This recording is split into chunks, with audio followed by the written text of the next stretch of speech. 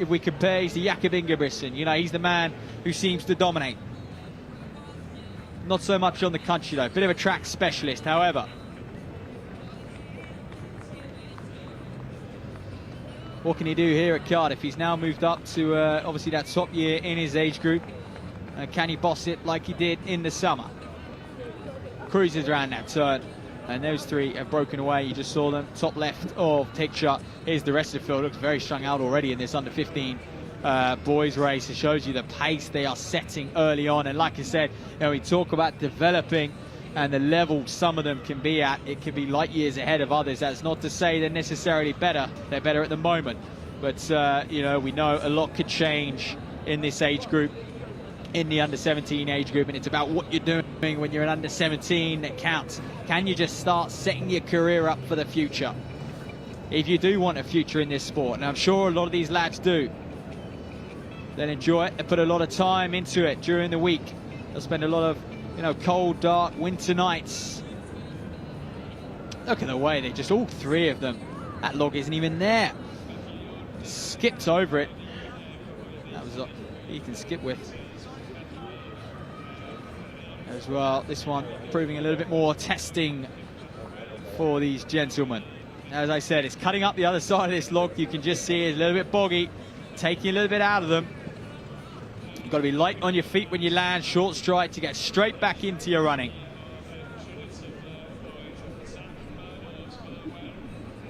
So you are tuning into this under 15 boys. Look at this Grime. Oh, look at this Callum Dick then of Giffnock North, third at the Scottish Cross Country Champs. He was third at their schools international behind Grime. He won that day. Skeins in third, and that does look like a little bit of a gap forming. Skeins has got to hang on. He's also got to start measuring his effort at this point.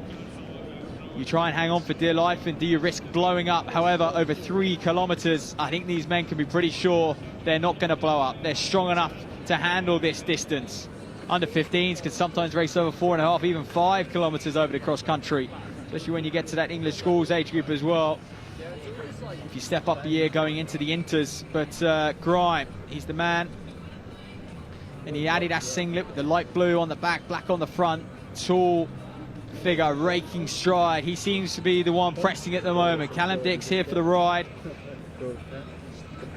He's biding his time. He's sitting in behind Grime. That may well just be the angle we've got. He might just be trying to get alongside, feeling each other out. And I said earlier in the program, it's how you negotiate these turns. It's how you respond on these sections. It's really hotting up in these under 15 boys race, and they're what, 7 minutes of running in, 3 kilometers. Expect them to have, well, they've got about 3 kilometers left, about 1 kilometer of running. So it's Evan Grime, coached by his dad Ian, 3:54 over 1500. 5th at the English schools cross country last year. He's going to try and do better here at the Cardiff Cross Challenge. These two fighting for those medals, fighting for that prize money as well. Skeins in third though, he's not going anywhere. Here's Joe Skeins of Blackheath and Bromley.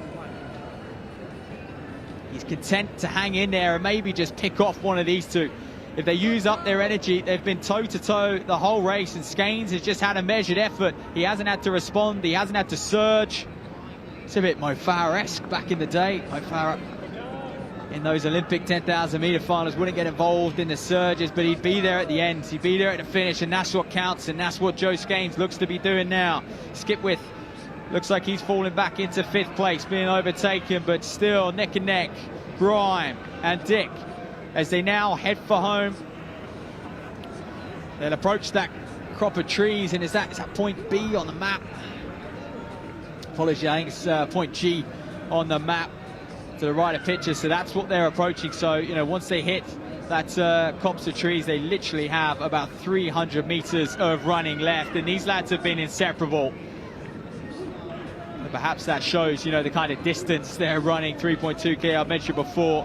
They're used to more. Noah Homer panning back to him, the Reconsaw Valley man, having a terrific run. But when is Grime going to make his move then? He's the better on paper, he's the faster on paper, he's beaten Dick multiple times before, he knows how to do it.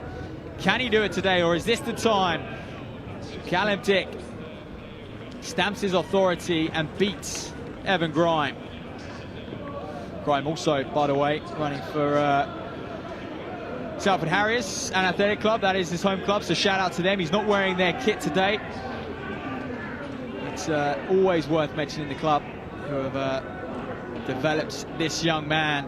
But look at that, Dick seemed to negotiate that turn a lot better than Grime, but is that just our camera playing tricks on us? It looks like it. Grime has stolen a little bit of a march. This is about that point when you're doing your course recce, you go, yeah, when I get to this turn, I'm off. That's my run for home. And Grime is showing that he's demonstrating. Look at him go. Well, 354 over 1500 is just an under 15 boy. It is no joke at all. And this sprint finish isn't either. Callum Dick is going to have to hang in there for second because he's got a battle on his hands with Skeins. They're both 4 flat runners over 1500, so goodness me, trying to call it between them two is going to be awfully difficult. But look at Grime into the finish. Can he hold on? I'll tell you what, Dick's coming fast down the hill. But it's going to be Evan Grime, ladies and gentlemen, who's going to take it. Cruises through in the end. He made a hard surge, then kind of came off the gas, looks behind. Victory for him, not convincing, but good enough. Dick second, and Skeins in third. And another Giffnock North man coming through for fourth by the looks of things. That's a fantastic run from him. Making the trip worthwhile. Apologies, that won't be fourth. That will be Skipwith from Winchester, who's going to come across in fourth place. The Giffnock North lad will be in sixth. Well, there we go, a couple Wrekin Saw Valley athletes coming through. Sam Collins of Wrekin Saw. And there's Noah Homer. He comes across, so his teammate Collins taking him down today. Second in the English schools last year, Homer. Perhaps be a little bit disappointed with that performance here in Cardiff.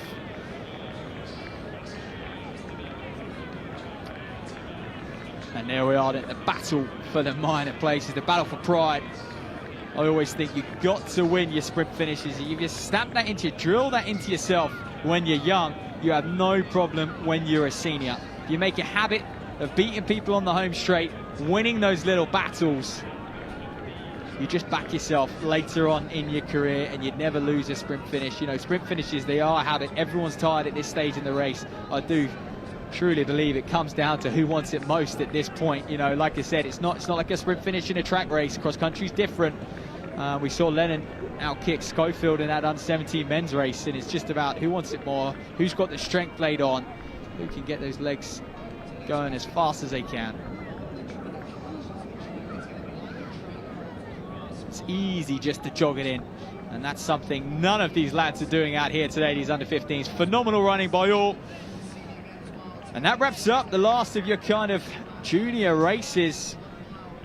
We're going to have the under-20 men later on, but the rest is just senior races to come here at the Cardiff Cross Challenge, British Athletics Cross Challenge, the first one in this series.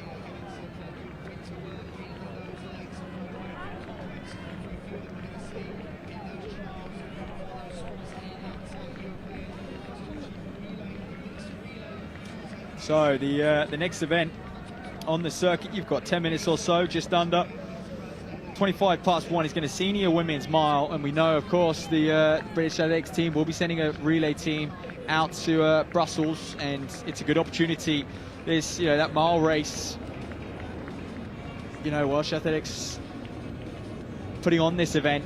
We're like, do you know what? There's no other opportunities for athletes to practice a cross-country mile, and it's a lot different than a track mile. It really is, and I actually think the person who will come out on top in these mile races will be the strongest athlete of them all, and it will probably be the person who would finish the highest if there was a if there was a distance, if there was a 10k cross-country. To be honest with you, because I just think you've got to be able to negotiate this soft ground, and running fast over soft boggy ground is a lot different to running fast on a track. And a lot of track runners work on that plyometric, work on that ground contact time, and really driving, using the track, pushing off it. But that's not going to help you out here in these conditions, that's for sure. So it's going to come down to that leg strength. But it's great to have these mile races in the fixture, like I said. But it also makes it easier for selectors when they're looking at form. But it gives athletes a nice chance to practice some tactics ahead of Liverpool, ahead of those European trials in 2 weeks' time. where the top two past the post will represent Great Britain at the European Cross-Country Championships. So there you have it.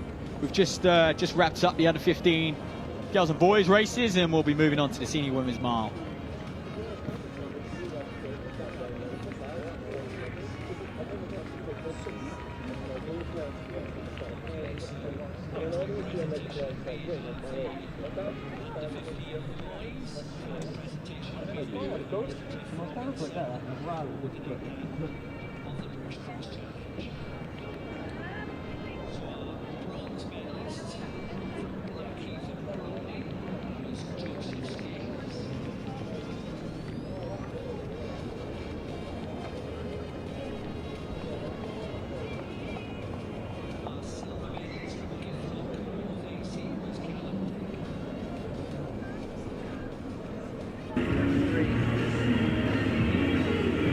Hi, you join me course side with Steve Vernon, head of endurance for British Athletics. Steve, Cardiff cross country, what an absolutely great day it's been thus far. Absolutely brilliant, and as always the sun's shining. I don't know what you do down here in Cardiff, but you always make sure you bring the weather, so that's good to see. We've moved from our traditional date in October to November. We're 2 weeks out of those Liverpool European cross-country trials. It's a busy year for British Athletics teams. Obviously European cross-country pre-Christmas and then World cross-country after Christmas. Yeah, I mean, this is a perfect opportunity, 2 weeks out from the trials, for people to show form. It's a really good opportunity for those head-to-head clashes, and I think in 2 weeks' time it's going to be similar conditions, quite muddy out there today, and perfect prep for the European Cross, which will be a mud bath in Brussels. And the fact it's part of the World Athletics, cross-country tour as well, gold label, that really does bring international athletes to test our best, the likes of Jessica Warner-Judd. We've got Mark Scott in the senior men's as well. That must excite you as well. Yeah, and I think it gives them a good test. At this time of year, often we've just had domestic battles, but you've got athletes from all over Europe and East Africa that's going to give them a really good challenge. So I think at this time of year, why not? And we've got the sports shoes and Nike cross-country miles coming up. Obviously, Britain have been hugely successful in those European champs in the mixed relay. This, again, is a really nice stepping stone to those European trials. Yeah, and there's not many opportunities to race over a mile on the grass and on the mud. So I think this is a good, test for people, and also another opportunity to get a short race in. Awesome. I'm sure you'll be course side cheering those runners on. If you want a guest spot in the Gwent League, we can still find you a spot if you wanted to. I think my spikes are rusty, mate, I'm afraid. Thank you, though. Thanks again, Steve. Thank you very much.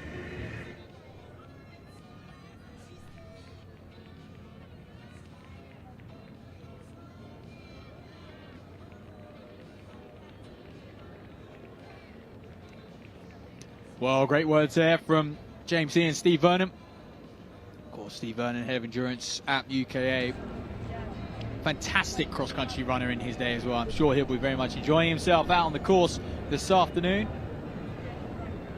Expect to see him up at Liverpool in 2 weeks' time as well. And of course, he'll have a bit of a headache. He'll be advising to help him pick that GB cross-country team.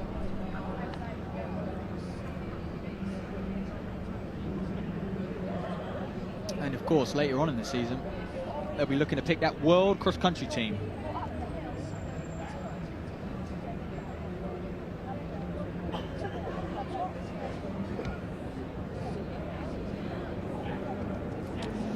So here we go then, senior women's mile. The action going to come thick and fast, and this means something now.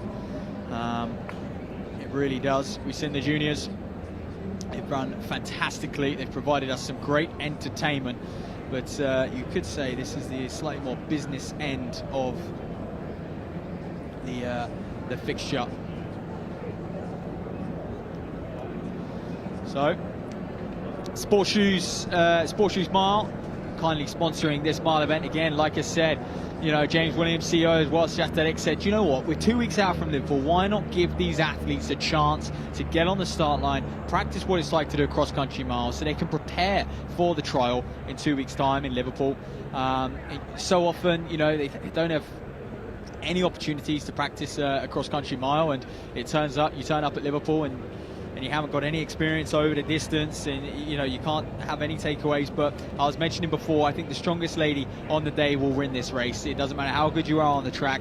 Running on, you can see it's very soft, it's sticky, it's sapping out there on the course, and that's really going to affect those. In fact, you know, those track runners who do rely on good footing and a good toe drive and whatnot off the track, I think they might even be at a disadvantage here. But I could be proven wrong. Let's have a look who we've got in this field. We're going to have a few walk forwards. Holly Archer, well, European silver medalist indoors a few years ago, 4:07 for 1500. There she is. Little bow to the camera. And she's someone who will look at that, you know, GB team to make that relay team in 2 weeks' time as a serious goal. She wants to get back in that GB vest. Like I said, previous European 1500 meter silver medalist. There we are, Alex Shipley then, Bucks Indoor 1500 meter second place up. As well, second over the steeplechase outdoors 4:15 for 1500. On the outside, Hannah Cameron, Scottish outdoor 800 meter silver medalist in 2023, 19th in the short course at the Scottish Cross Country Championships. Now that was just last week, so maybe that's indication of the form she's in. She'd expect to be higher than that at the short course Cross Country Championships. And look at that, you can see their stance is a lot more aggressive, isn't it, for the mile than it is for a 10k cross country. So away they're going, a lot more space on the course for these ladies. They're going to be able to pick their line. It's going to be fast and ferocious. A slight downhill section at the start. They were going to round this turn. Lauren Church there up front, she's in the pink as well. Emma Howsham of Reading AC. Look out for Hannah Owen, typically a 10,000 metre runner, but great to see her over the mile distance here at Cardiff, coached by James Thee, just like Holly Archer is now, by the way. So that's a little bit of insight for you at home. But well, there won't be any separation till very, very late on, one would presume. And that is just purely down to the lack of distance these ladies are going to run, obviously, over the mile. And I don't think it's going to be interesting to see what tactics are even adopted. I think, you know, you tend to just want to run hard, don't you? And see if you can hang on. I think you just have to stay in contention when it's this short. So I think they're going to get some good footing. So you're going to do one small lap and an extension.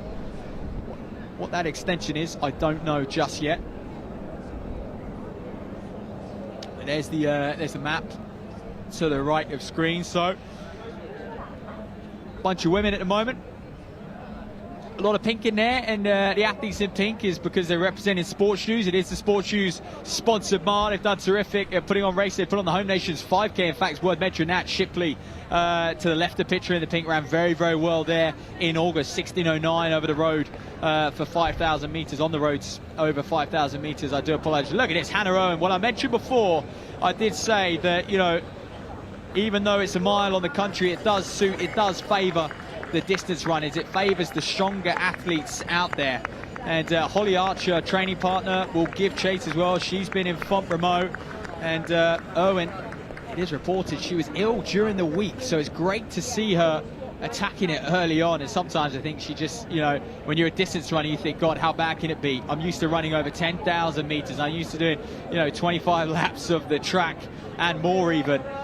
And she goes up that hill like nobody's business. Light work of that steep little incline. So they're going to have a twisty section ahead of them, these women. It was Irwin and Archer.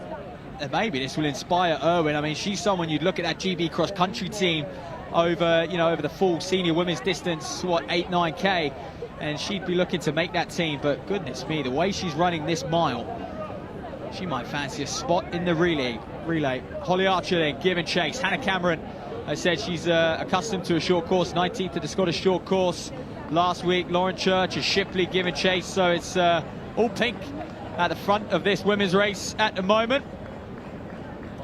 So we try and get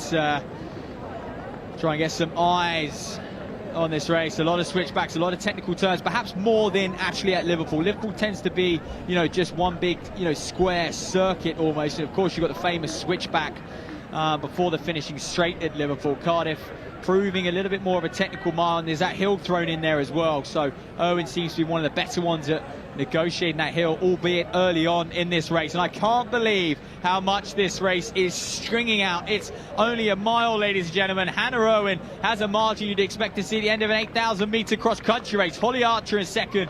Can she hang on?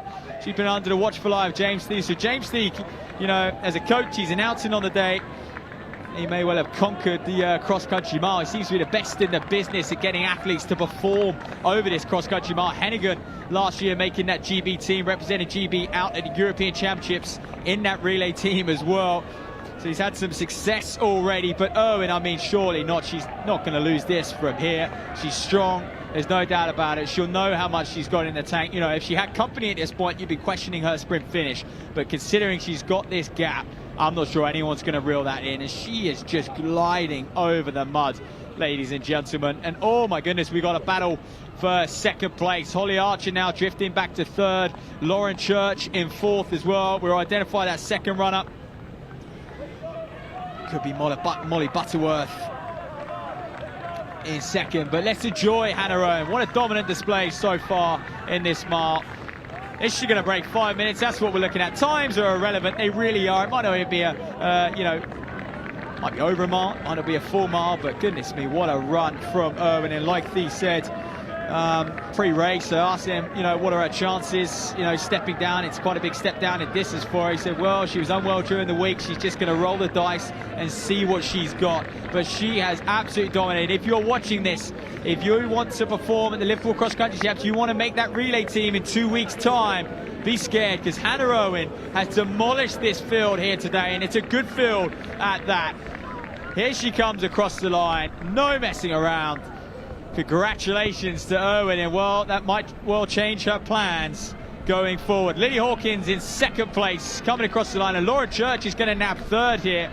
And will we see those two do battle over the mile at Liverpool in 2 weeks? Holly Archer there, just dropping back from her early position. Hannah Cameron there, Saxon coming through, and they're going to streak through. Shipley just fading back as well. She was up there at the start.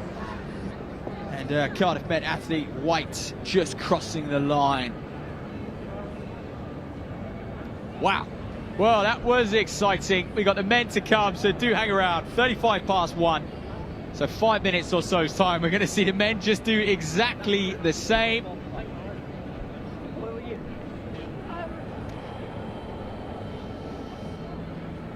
But, well, I mentioned it, didn't I?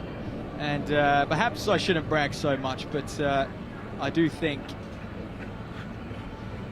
a cross-country mile is very different to a track, and you know, the stronger you are, the faster you're going to run over that surface. And you could just tell the likes of Archer just struggling to really get that drive, a push that's seen her be successful over the track, over the 1500 meters.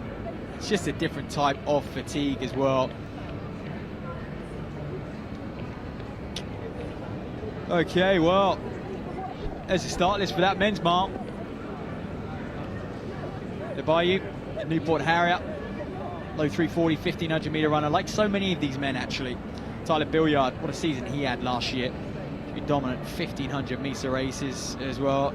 Ian Crowright set to go, watch out for him, 13:28 over 5,000, and he is someone, 3:41 over 1500. He might not have your lightning quick 1500 meter time that some of the others have. Looking at Tom Dodd, finished up at Michigan, but you know, 3:38 man at his best. So Crowright might not have that speed, but given that he's run 13:28 for 5,000, he's going to look at this course. He is down to run the long course as well, the full 9.6 kilometers after this race. But looking at Crowright, I would say he is probably favourite for this. One man to also look out for, Angus McMillan. He won at Mansfield on leg one last week in convincing fashion. Ran around that circuit, that muddy, boggy Mansfield circuit, very, very fast indeed. Dave McMillan, Adam Eade, Chris Fielding, Alex Gruen is a scratch. He won't be running today. Ollie Lill, we saw him at the British Indoors last year. Strong running. Alex Malloy, Jamie Phillips as well, Ed Leach, Forrest Dean, shout out to him. Local club. Dan Brooklyn as well, Windsor, Slough and Eton. Very accomplished 1500 meter runner as well. Spent a bit of time out at Missouri University over in America. Like so many athletes these days, you know, come bounce off that American circuit. It's great to see them when they do. Then they come back and they compete domestically. They get back to their roots.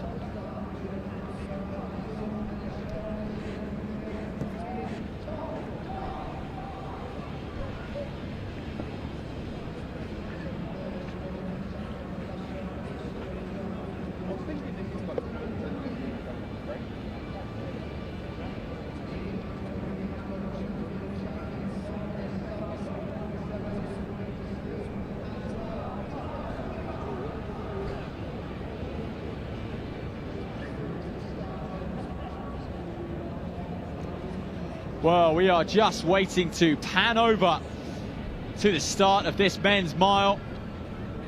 Briefly gone through the lineup. It's like I said before, yes, Tom Dodd, one to watch. He's under the watchful eye of Matt Yates now, if I am correct. Ben Reynolds, look out for him. Coached by James Thee. And the reason I say that is because Hannah Irwin's dominant display that we just saw.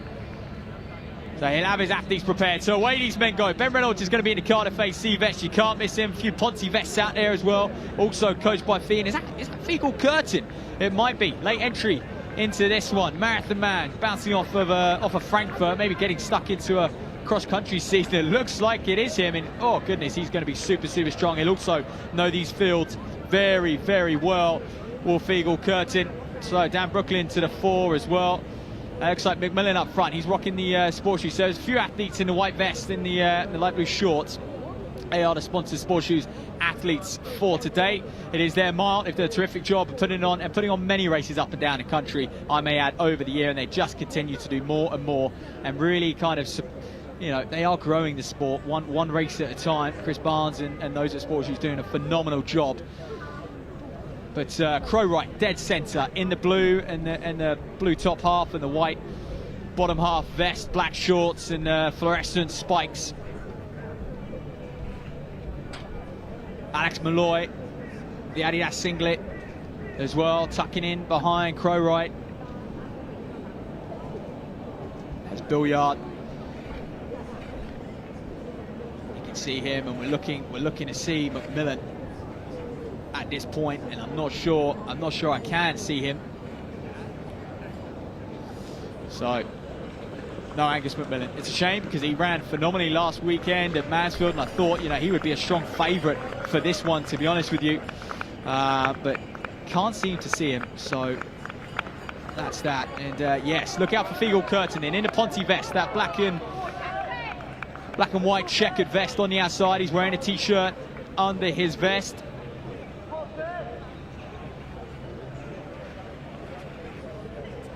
Podium with Hannah Irwin, winner of that sportshoes.com and Nike women's cross country mile. Hannah, you weren't very well in the week. We switched to plan B that was going for the mile. I say we because I coach Hannah, but how did you find that, Hannah, having switched to that mile? Yeah, it was actually really good fun. I sort of expected to be miles out the back, I haven't done any speed sort of like this, but in the first couple of minutes I actually felt really strong, so I just thought I'm going to go to the front, and we had the hill coming up, which I know is my strength, so I was like, just make the most of it, and I just went with it, and yeah, it was good fun. We've been training on the cross country course a couple of times over the last couple of weeks. Did that extra kind of experience play? Yeah, I think so. I think also when we trained on it, it was a lot muddier than this, and I think going into it with a bit firmer, I just knew I could actually run and forget about the mud, so it definitely helped having done some training on it. So now get healthy, get well, ready for the long course at Liverpool. Yeah, definitely the long course. I look forward to it. Brilliant. Well done, Hannah. Hannah Irwin, winner of the sportshoes.com Nike Women's Elite Mile.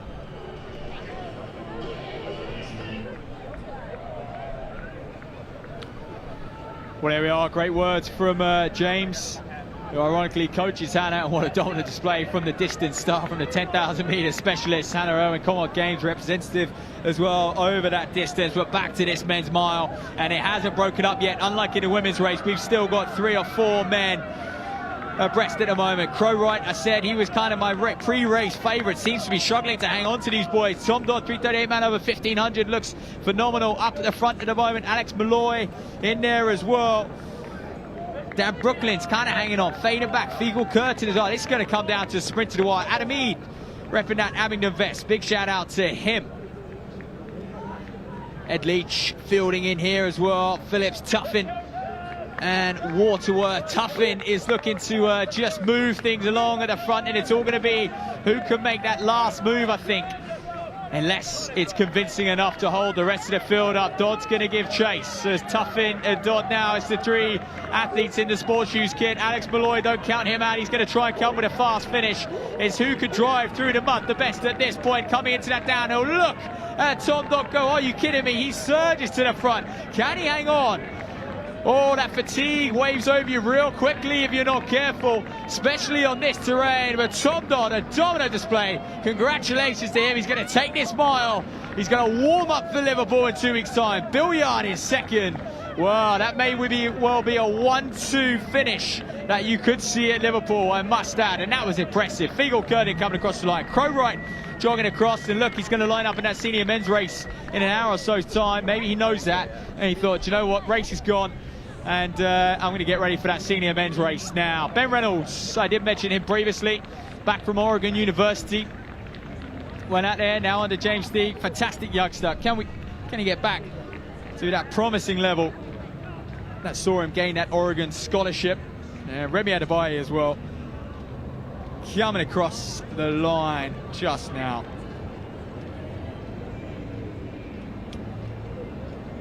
And that is your men's mile. Well, if anyone's wondering why they put it on, why we have seen it introduced into this fixture, into this cross-country calendar, that is why. It throws up some seriously exciting races. All change in the last 100, 200 meters or so, and you know what? You just can't call it either. It's incredibly hard to call. You know, Hannah Owen dominates the women's mile. You wouldn't predict it. You know, 10,000 meter runner, and then we see, you know, Tom Dodd, but that finish then 4 abreast again. You know, fantastic run from all. Okay then, well, next up is the senior women, and this, you know, we are now moving on to that World Cross Country Tour. Gold label, of course, 3rd year in a row. We'll start to pan over to the start line and see them all entering the pen over on that far side. And they draw for 1:45, so a little bit of time, 5 minutes or so.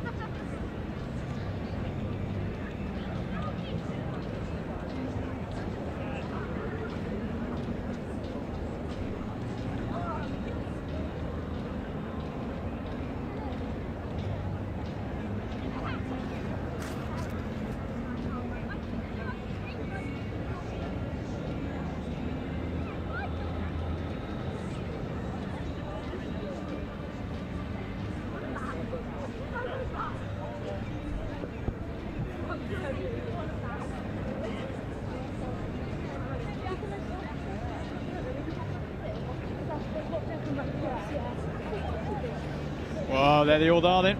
These senior women, anxious to see, ready to get going. There's Megan Keith in shot. Phenomenal cross-country runner. Megan is European cross-country champion last year. Seriously accomplished cross-country athlete, Scotland-based, of course. Olivia Mason there, Carrie Hughes. A few Oxford University students in the background. Look out for them. They've got a massive busload of athletes up here today. It's going to be their trial event for, or selection event for that varsity cross country, which is coming up in 2-3 weeks' time. And of course, this is one of the first races of the day that we are going to see some international athletes who have traveled in from Kenya, Ethiopia, Uganda, Burundi, all over the world to race here on the Llandaf fields at the Cardiff cross country. So some of the big names to look out for. They're going to be walked forward. They're going to be brought forward to camera. I will introduce them for you. Lakina Baya, though, goodness me, 2023 Albufeira cross-country champion, and 2022, sorry, and that's the title. If you know that Albufeira cross-country, it's quite a serious event. You've got to be a pretty good talent to win that. But a lot of these Ethiopians and athletes from Burundi as well, they're kind of untested at the moment. We haven't seen it, you know, they're up and coming. So there will be question marks over them, especially question marks how they can handle British cross-country, traditional cross-country, perhaps. So I'm excited to see, you know, what they can do, and, you know, will we see them? Some of them ran the World Cross Country last year. Most of them didn't, and we know what the selection like is for the Ethiopian and Kenyan team. Goodness me.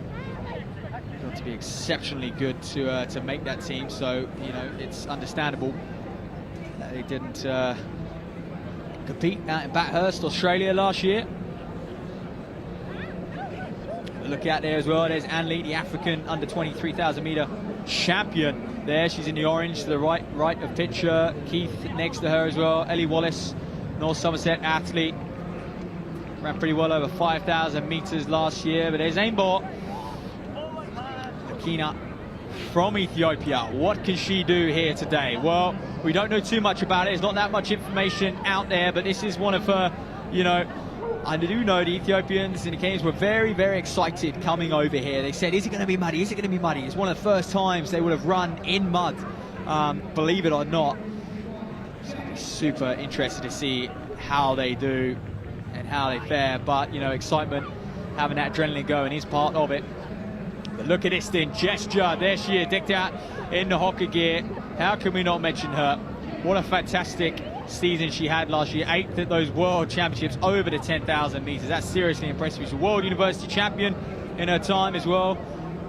Jenny Nesbitt, 10th at the Euro Cross Country just a few years ago. Jess Judd was 8th last year at the European Cross Country, may I add.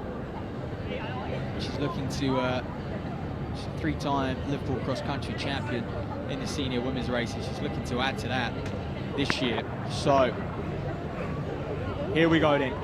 The 26th edition of the Cardiff Cross Challenge is now in its 3rd edition as well of a World Cross Country Gold Label Tour is underway here in Landau Fields. The senior women will attack the 6.4 kilometer circuit. It's quite short for some of these women, especially the likes of Jess Judd, used to competing over 10,000 meters on the track, as she's straight to the front of this race. Look at her going. She is so good on the cross. And you know what, given a background, she came from Steph 12 in there as well, by the way. But you know, started out as an 800-meter run, 2 flat, way back in 2013 as a youngster. And you know, to predict that she was going to be this dominant over the distance races, I mean, many would have laughed, I think, at that stage. And I think she's even said that herself. But she enjoys it. Her dad has done a fantastic job. Mick Judd sort of nurturing her and, you know, working with her and staying by her side throughout her career. She's had her ups and downs, but she is very much on the up and has been for the last few years. I think that was highlighted this year. What a special moment that was, 8th at that World Championships over the 10,000 on the track. But look at this thing. Alex Millard, Jenny Nesbitt, Izzy Fry, Megan Keith. They're your kind of Brits in contention for top prize today as well. Millard and Fry trained together. Fry leaving that Team New Balance Manchester just this year, actually quite a surprise, but moved herself down to Loughborough, wanted to train alongside Millard and the coaches down there. But Megan Keith, she won't be scared of Judd at this point, especially not this early on in the race. She's a fantastic runner herself. She'll be stepping up to that senior age group very shortly as well. Few others in this race I'm quite excited to see that we maybe haven't mentioned is Mary Mulhare. She was 27th at the Euro Cross Country Championships, so look out for her. I mean, Steph 12 already mentioned her, but she was 2:26 marathon 2019 now, and it's interesting when you see people have success over the marathon, you know, pre-super shoe era almost. Yeah. To join me at the podium with the winner of that sportshoes.com Nike men's mile, Tom Dodd. Tom, you're making a habit out of these mile races at the moment. Yeah. You must be really delighted with winning today. Yeah, very delighted. Using it as a little bit of prep for Liverpool in 2 weeks' time, so very happy that this went well. Yeah, honestly, the road mile I did was completely new to me. This is also my first time running a mile on grass, so again, very new to me. And I don't like running on grass. I hate cross country, but it was actually really fun, and the finish came way sooner than I expected, which was definitely something I preferred. So you've answered my question a little bit there in terms of Liverpool's going to be a goal to try and make that mixed relay team in Brussels. In terms of like preparation, obviously going from the road mile to this, you know, how did the race plan out in terms of what happened on the far fields today? Yeah, so Gunny, my coach, Luke Gunn, he told me try and sit back a little bit, try and wait, and then when I do kick, when I use my final kick, only kick once and make sure I don't have to kick again. So, you know, come around that last bend into the home straight, I knew I wanted to go down, and I kind of wanted to make sure no one came past me so I didn't have to go again. And I was kind of expecting people to come past me, but nobody did. So, yeah, I managed to finish strong, and that's definitely a good sign heading into Liverpool. And will training change much in the next couple of weeks between you and Coach Gunn? You'd have to ask him. I'm currently on placement, so training is very difficult, doing physio placement. So just trying to juggle it with that and just trying to session when I can session. But yeah, he's got a bunch of very good track sessions lined up, so yeah, we'll see. Awesome. You beat some fast guys today that are also going to be on that start line in Liverpool. So, Tom, we wish you all the best the next couple of weeks into those trials in Liverpool and hopefully on that plane or train to Brussels in December. Winner of the sportshoes.com Nike Men's Mile, Tom Dodd. Thank you.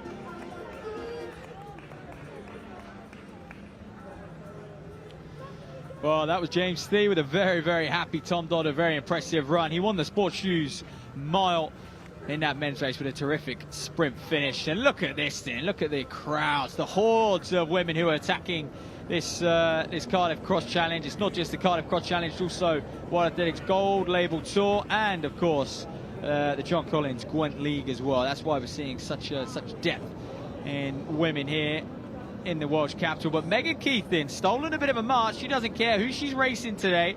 She's going to make it hard. Jess Gibbon making awfully hard work of that log there. Well, it's going to catch a few people out, I think, and certainly, you know, the more tired they get, the harder it's going to be. So it's going to be interesting to see how these athletes fare over those logs on the second lap. But look at Keith here then. Well, went out to World Cross Countries last year, 52nd in that senior women's race. And you know what, someone like her may have been a little bit disappointed with that. I think it is a bit of a baptism of fire, the World Cross Country. You know, we know British athletes can dominate the European scene, especially over the country, especially in that kind of niche under 23 age.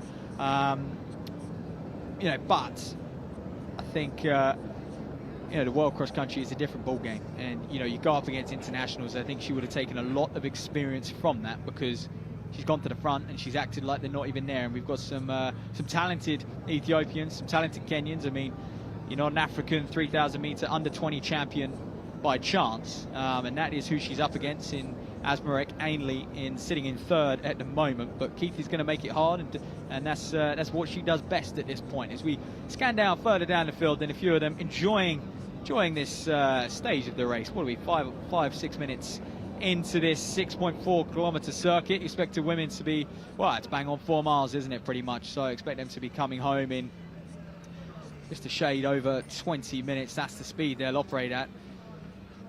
I know, hard to believe, but interestingly, Jess Judd just choosing to kind of hold back, and she may have looked at the course and looked how sticky it is and in patches and just sort of biding her time, or, you know, what sort of shape is she in? And we're going to find out. We know she had a terrific track season last year. It was a long season. She started with some terrific half marathons, 67 minutes early on in the spring last year, a serious running over the half.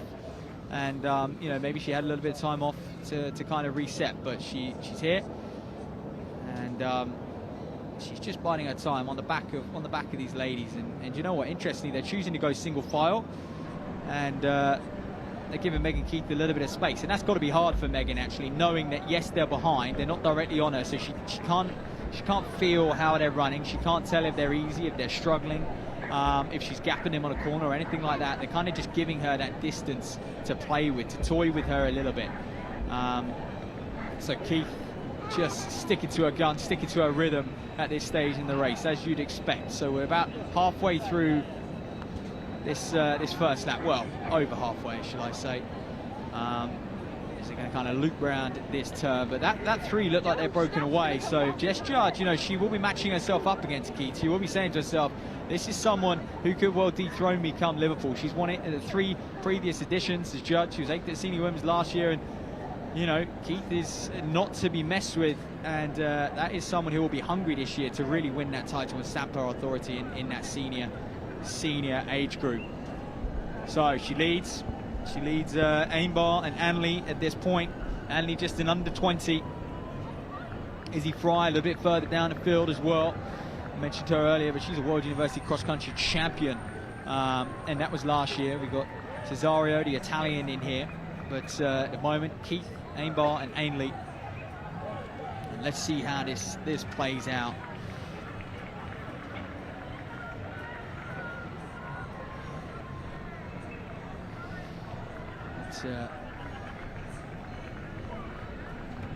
Vindix Toth as well, the Hungarian champion, in here. We'll sort of scan to her a little bit further down the field, and there's look at that great pack. A few Oxford University students going neck and neck.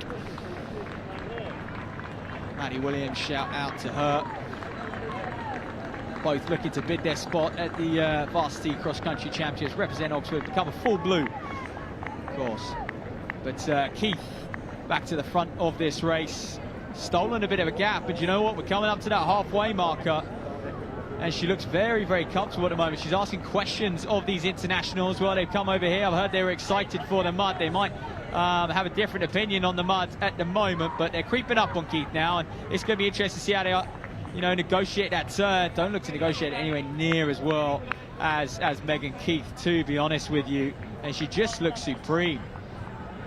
Judd out there is, you know, the questions are being asked of Judd. Keith, Ainbar and Ainley then. That's correct, Ainley, or she's one to watch. I always think, you know, under-20 athlete, Africa champion over the 3,000. She's sort of untested, hasn't ran many times outside of Ethiopia. They'll be enjoying this international experience. They'll be, you know, gaining it, using, learning it from it. Of course, travel, big factor coming from those countries. You hear some horror stories, don't you? Well, especially in this day and age. The way our airports are operating, the way our travel is operated in the UK, but everyone looks to have made it to Clondat Fields okay.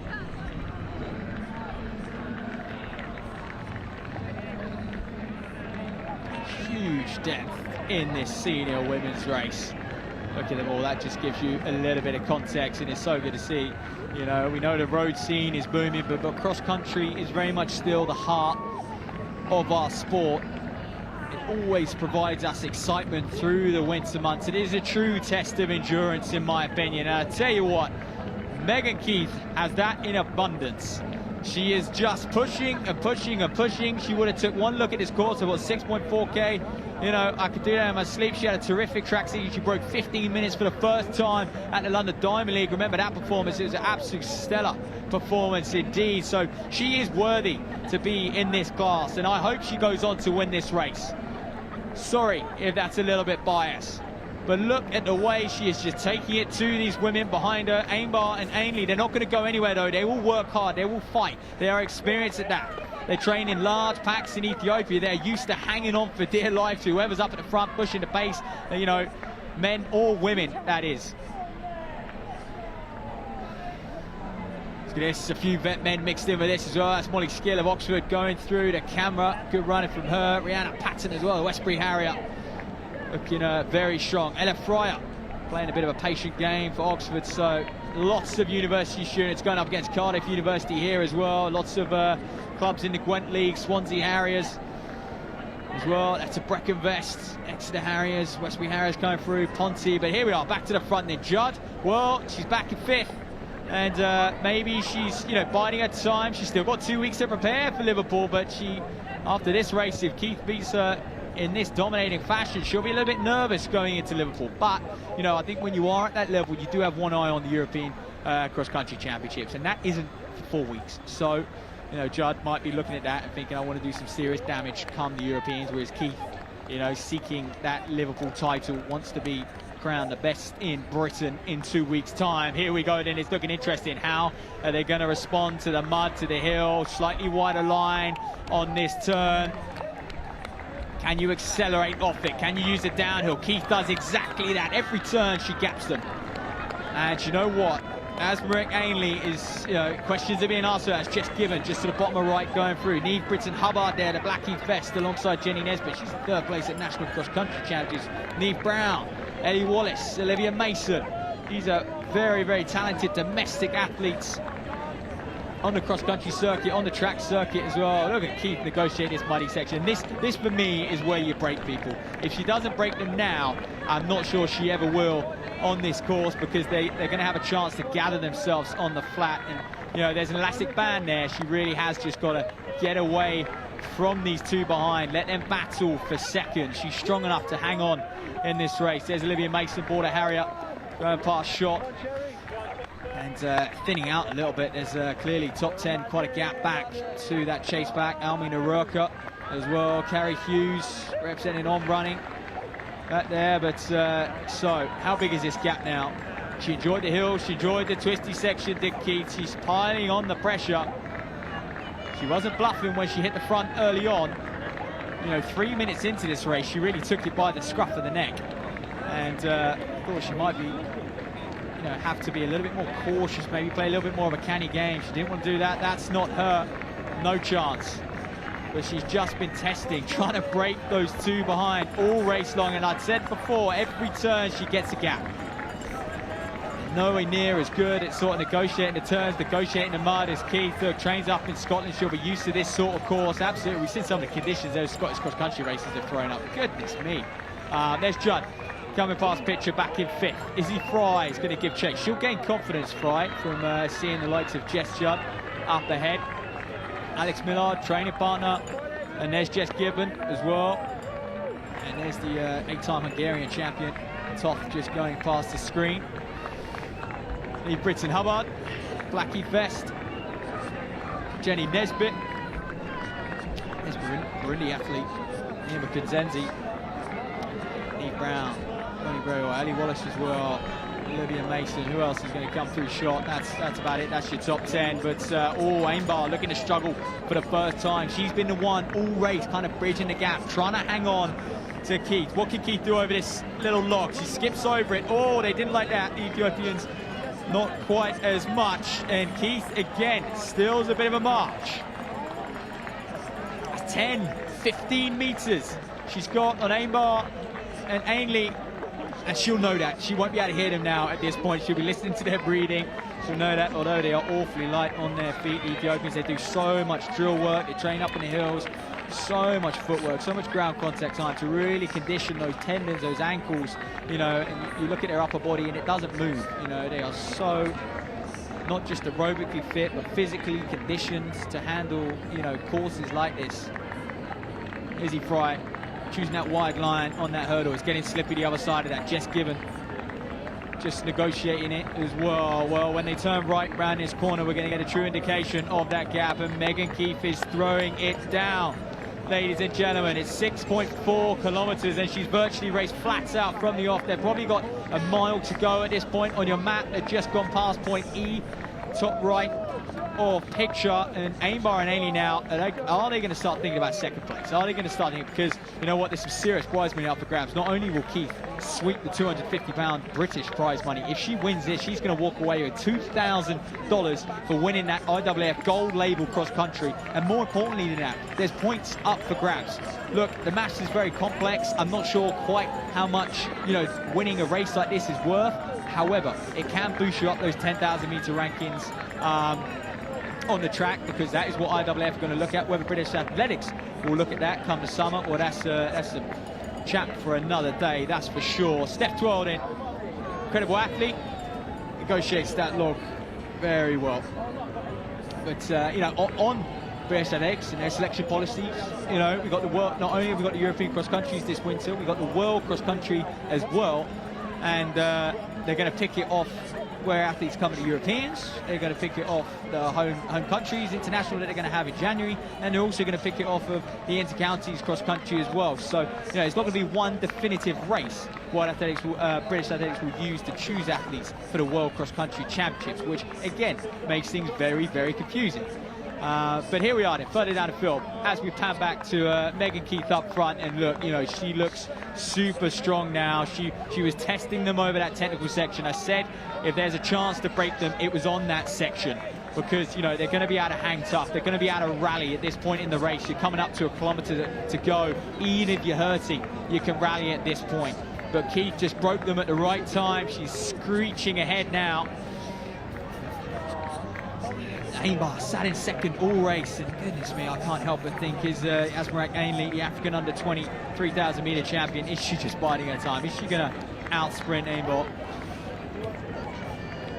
Well, it's an interesting battle for the minor places. However, given we are here in Cardiff, in the Welsh capital, and this is a British Athletics stream, we can get excited about Megan Keith and what she is doing here. She is leading this race. This is a battle for second and third if you are just joining us. Keith just flowing across the ground. The crowd getting a good look at her. And this is something the organisers have done so well at the Cardiff Cross Country. And they designed a course which is spectator friendly. You get a good eye of the athletes the whole way around this course. There's Steve Vernon. Look at him. Head of endurance, giving her a good old cheer. Megan Keith, he'll know what he's watching right now. He'll be very, very impressed. Cross country legend in the UK, multiple-time national cross-country champion. Obviously headed up that New Balance Manchester team for a while as well. There's Esther Jones of Oxford coming across screen, having a good run, enjoying herself out there, no doubt. Someone who is enjoying himself is indeed Keith. Sponsored by New Balance. And for me, she's announcing herself on a world-class level here. She really is. Not just the fact that she's, beating some Ethiopians, but, she's also throwing it to Jess Judd, and that is someone who is 8th in the world over the 10,000 metres. Someone who was 8th at the European cross country last year, someone who's established over the distance races, and it's not like she doesn't like the country. She's a phenomenal cross country runner, is Judd. But today, Keith is better, and she's better than the whole field out there. She'll enjoy this one. She can check back over her shoulder. She can look to her left. She chooses not to. She's blocking out those behind. Ainbar seems to have broken. Ainley in third as well. So it's going to be Ainbar who's going to get second place by the looks of it. They've got about 400 metres to go. Ainley looks all but settled for third at this point. She's just going to have to weave her way through those lap runners. A couple of vet men and women in the Gwent League, of course. However, she's in sight. She's on the home straight.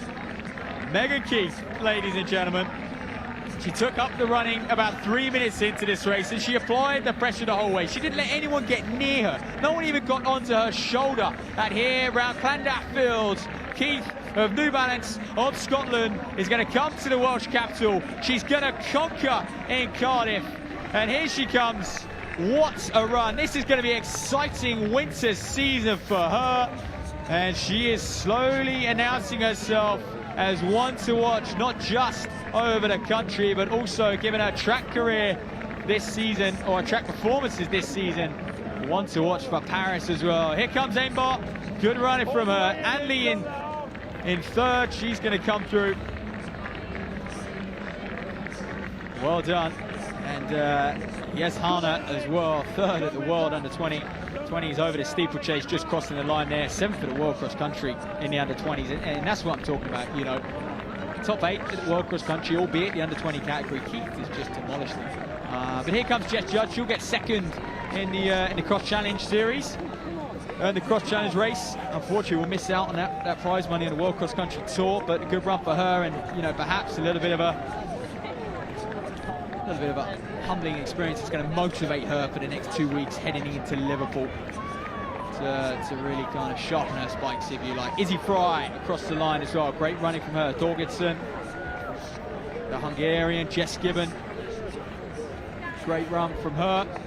Top 10 finish. Top 10, no joke when you've got the likes of these internationals coming along as well. Alex Millard, well, that's a face of pain, isn't it? As she crosses, just looks happy that it's over. Relieved is probably the right word. Neve Britson-Hubbard across third at the National Cross Country last year. Ellie Wallace, what a run, by the way. Neve Brown and Jenny Nesbitt, once upon a time 10th at the European Cross Country Champs, still trying to find form and get back to that level is Nesbitt. And Olivia Mason, she'll be delighted with this performance. She really will. As she comes across, and I'm not sure where we are now. Maybe top 15, top 20. Mulhare of Ireland, 27th Eurocross last year. Goodall behind her, looks to be coming down. Tarver, Wilson. Classic domestic battles taking place out on the course. Not too many sprint finishes, I think. That's probably down to how taxing conditions are now. Carrie Hughes managing to hold off Tent Land, or is she? Just about. I think Hughes is just about going to hold her off as they both rally those final strides. But, oh, Steph 12.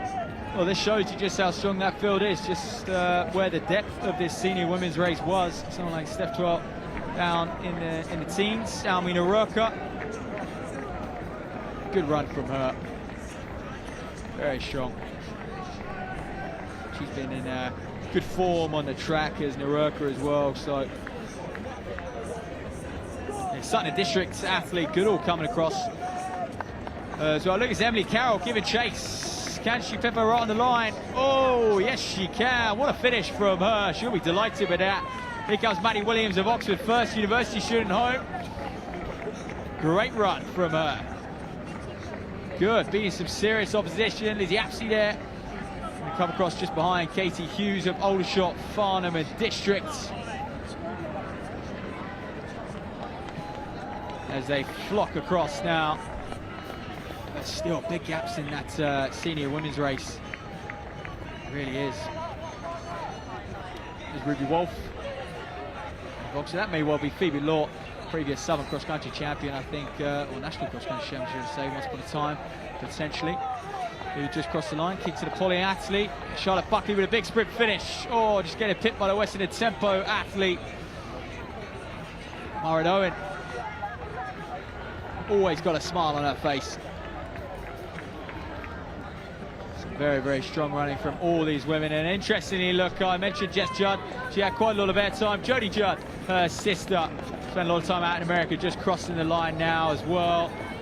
And who else have we got coming through? Lydia Camp of Oxford, great running. Won her battles out there, holding off that Swansea Harrier behind.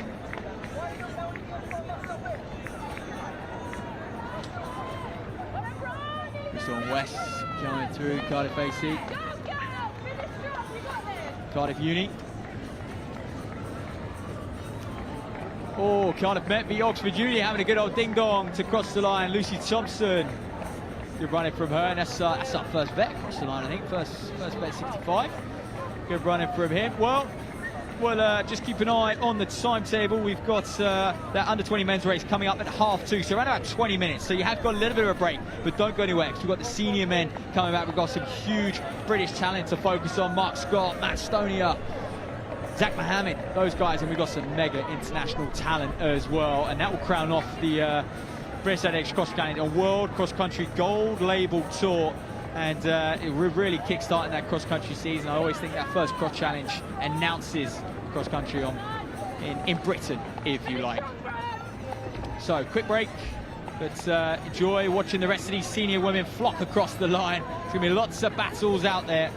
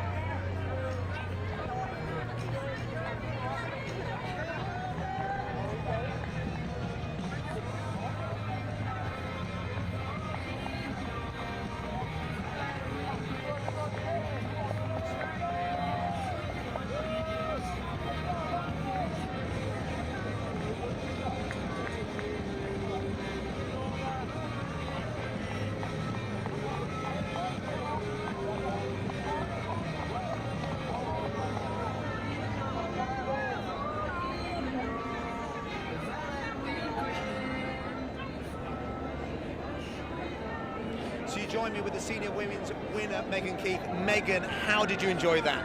Oh, that was great fun. I've run here my 3rd year now, so every year I love this course and I love coming out and running really hard, so it's just another really good day out. Yeah, so 5th place last year, winner this year. Obviously you went on to that European silver medal as an under 23. What a summer, going sub 15 minutes. What's the aim now going into Liverpool? Oh, well, I'm going to try and run as hard as I can and hopefully book a seat on that plane again. But yeah, I love Cardiff as a box to check on my way to Liverpool, so it's always a good one to come and have a hard run out at. Did training indicate you were going to run as well as you did today? Has it gone to plan recently? I've been out hammering reps on the muddy fields at Edinburgh, so that normally stands me in good stead. Awesome. So welcome again to Cardiff, and what a brilliant win. Megan Keith, the winner of the women's race today. Good luck in Liverpool. Thank you very much.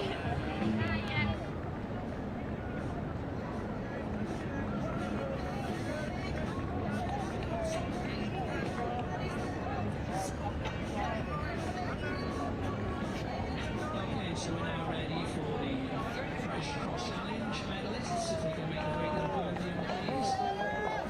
Again, being presented by Chris Moss. Development and participation director in UK Athletics. And our bronze medalist from Newbury Athletics Club is Izzy Fry.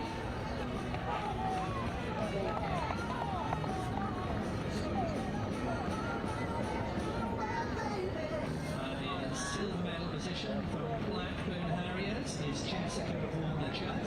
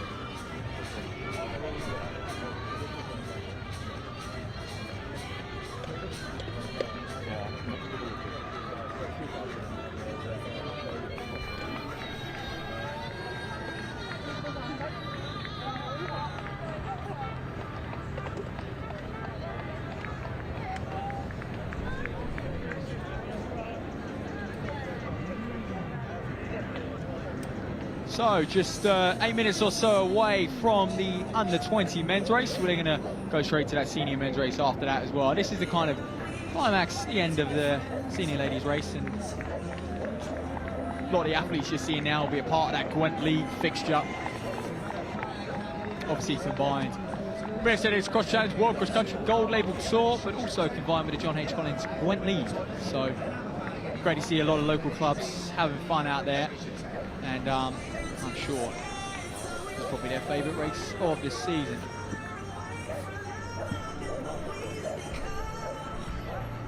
So have you missed us from a British perspective? Top Brits, Megan Keith, Jess Judd, Izzy Fry, there we go, 1, 2, 3 on the British side. Ainbor and Ainley were your international second place and third place. Keith won the overall race, so she was your international winner, your gold label cross country tour winner, and of course your British Athletics cross challenge winner as well. Well, there's the under-20 men. There's a few names who we're going to get to see in that. Ed Enzer, Jacob Alexander, Tom Archer, Isaac Carnot, Connor Bell, Matthew Blacklock, Josh Blevins, Adam Barber as well. So a few names to look out for in this under-20 men's race. They're going to run exactly the same distance as those senior ladies, 6.4 kilometres. 2 big laps. For those of you who are familiar with the cross challenge course here.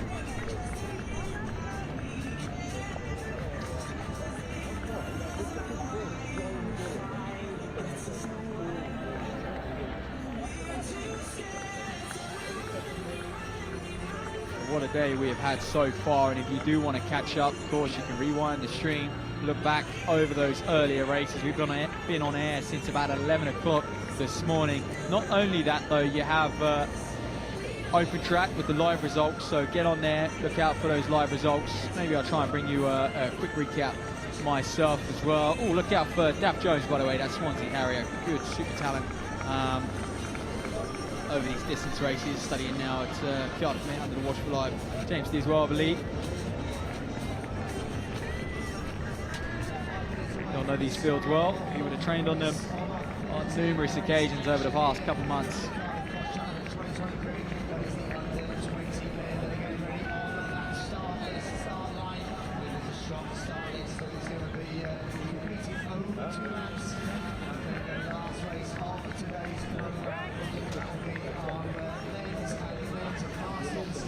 So let's have a look at a few of the names that I sort of picked out before we got going today. I mean, Corey Campbell's won. Scottish Schools Cross Country champion. I'm going to take him pretty seriously. Dan Galloway as well, 6th. The under-20 European Championships on the track over the 1500, third of those English Schools Championships as well. He's going around for Telford Athletic Club. Telford 10K, of course, famous in the UK for being a very fast 10K. And yes, Daff Jones, as I mentioned, 14th under-20 at the European, over 5,000 metres at the European Championships this summer. It was at the Euro Juniors, but he's running 8:12, 3,000 metre time. And any time you're breaking 8:20 as an under-20, it's pretty strong running. Sets you up for a good future. That's for sure in the sport. Romeo Ingram as well, he's one to watch. Coach Woe's mum, Wendy, second at the Bucks B races cross country, 8th at Liverpool cross country last year. Tommy Shaw as well, Birmingham University athlete, Coach Woe Josh Schofield. So shout out to him.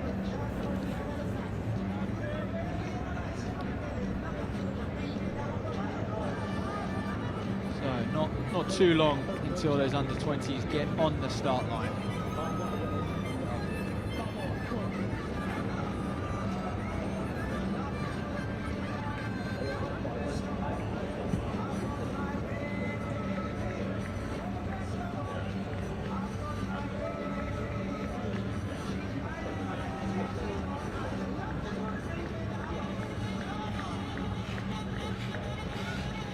Well, there we are. We pan across, pick out some of the names I mentioned before.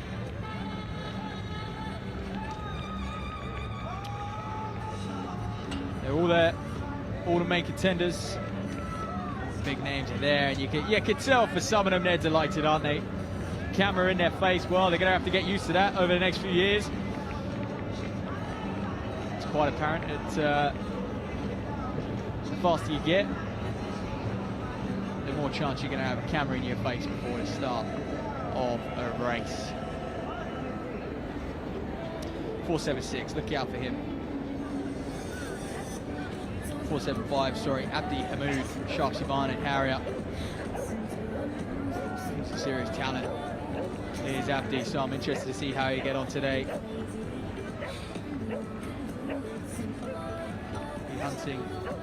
Be hunting for a victory on the mud. He's always there or thereabouts in this age group.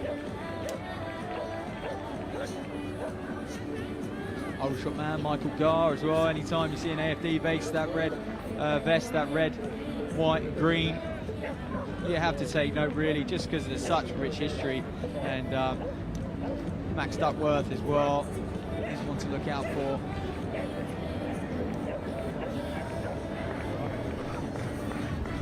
So that's Dav Jones though, the Swansea Harrier. Familiarise yourself with him. He's someone that we expect to see feature representing Great Britain at the European Under-20 Championships over 5,000. Finished 14th there. As I said a little bit earlier on in the programme, Tunbridge AC man, Isaac Arnott. And again, Tunbridge, one of those clubs, a little bit like Aldershot. You know, whenever you see them on a start line, you know they're gonna bring someone who is capable of winning the whole thing, or at least getting up there. You look at the work, you know, it is down to, you know, the reason these clubs are so strong is down to a few, you know, individuals who have really driven the club forward. Mark Cookway at Tonbridge, Mick Woods at Aldershot as well, and of course there is a massive team of assistant coaches and parents who get involved and help out as well. But their coaching has no doubt been one of a kind over the last few years to produce so many talented athletes like they have. Well, away they're going in these under-20 men. This will be a fast start, no doubt. Aggressive from the off. Gar, Hamoud, Jones, all of them trying to get to the front. This is what always happens in cross country. It's a mad dash to that first corner, and then people start looking around and going, oh, are you going to take it up? I don't want to lead the whole race out. You know, it's an interesting experience leading a cross country race, knowing that you've got somewhat, you know, a couple hundred people right behind you, charging on behind. So, got the City of York vest up there as well. Got some big numbers for this race, along with the obviously attached with the Gwent League.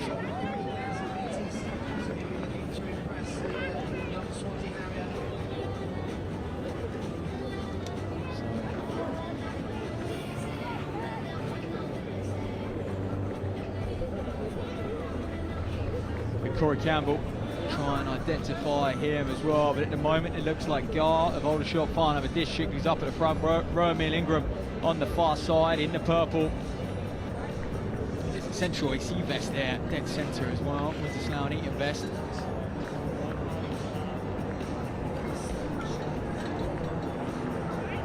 So Tommy Shaw though, didn't mention him, the Birmingham University student. He's one of the athletes in that City of York vest. As they flood by the camera then, and they're going to go and attack that short, sharp hill. We're going to see them. Dav Jones to the fore. He's a serious talent over 5,000 metres. He wants to take this race on. 6.4k. I mean, interesting distance for these under-17s. It's quite a niche distance. It's not one that you know, they'll necessarily train for. They'll either kind of train for the shorter stuff, the 1,500 to 5,000, or potentially at this age, they're starting to dabble in those longer distances, those 10k cross countries. We know under 20s, they so often have to run up in the senior ranks on the country and battle it out over 10,000 meters. The national cross country for under 20s is 10k as well. So this is quite short for a lot of these lads, I think, with this distance background. And look at the course now. I mean, we did say early on it was going to cut up. It has done. It's looking like a bit of a mud bath. It looks sticky, it looks slippy, but no fallers as yet. All negotiating that turn pretty well. You can see Dav Jones, top right of picture, streak away down that hill. The sea of colour. Twist and turn, wind their way through this section of the course. Right, that might be Henry Johnson and Windsor Slough and Eton.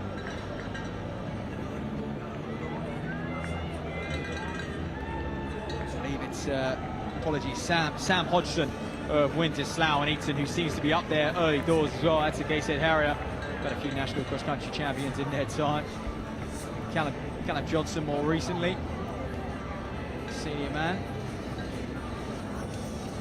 So, not hanging around at all, these under-20s, as they float their way around that bottom turn.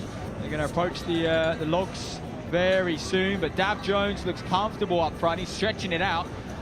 I wonder if if this was his plan, or if he's just sort of comfortable, finds himself up at the front. Sometimes that's the way in cross-country.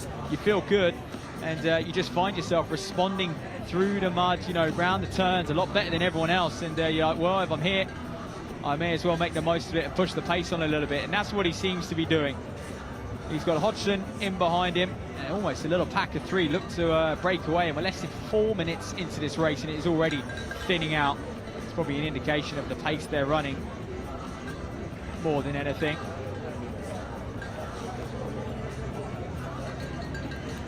So they'll do the same circuit those senior women just did. 2 big laps, 6.4 kilometers. Let's see who negotiates these logs. It's getting very boggy, very sticky, the other side of these logs. Hodgson, Jones. Identify that Gateshead Harrier as well. He's looking very, very comfortable in second place.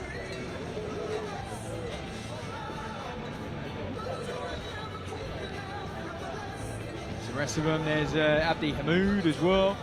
Chelsea Barnett Harrier takes that turn rather nicely.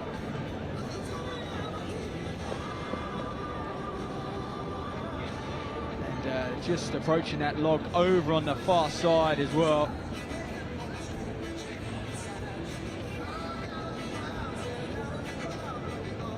So these lads will be starting to prepare for that Liverpool cross country, and it's a quick turnaround for them as well. It's a bit like in the senior women's race, 2 weeks. You know, you are going to see athletes, I think they're going to be pretty much peaking right now if they are looking to make that, you know, that European team to represent GB out in Brussels at the European cross country champs, to go up against the best in Europe.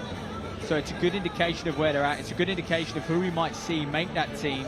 And these 4 look like 4 men who are going to be right amongst it in 2 weeks' time, providing it stays like this. And Dav Jones looks comfortable up front at the moment.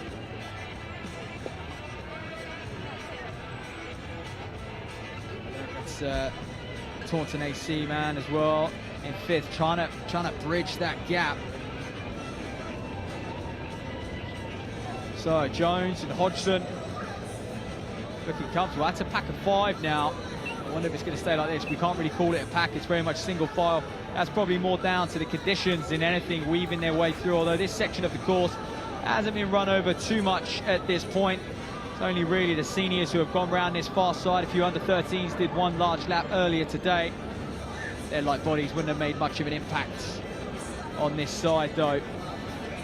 So Jones still leads as he comes up to this second technical twisty section. And this is where you get a check back, and maybe he'll look over his shoulder on one of these turns and just say, well, what was once a couple hundred at the start is now just 10.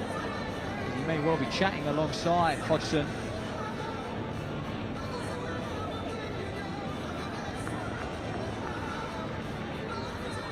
So it looks like it's Josh Blevins actually, the Gateshead Harrier. Just ID'd Blevins, sitting in 3rd. He's been there all race long. Playing a little bit, you know, playing a little bit of canny game, keeping a low profile at this point. Not looking to lead at any point in this race so far. And like I said there, Jones looks over his shoulder. It's a good time to check your shoulder at that point in the race. It really is. On the bends, that's when you want to do it.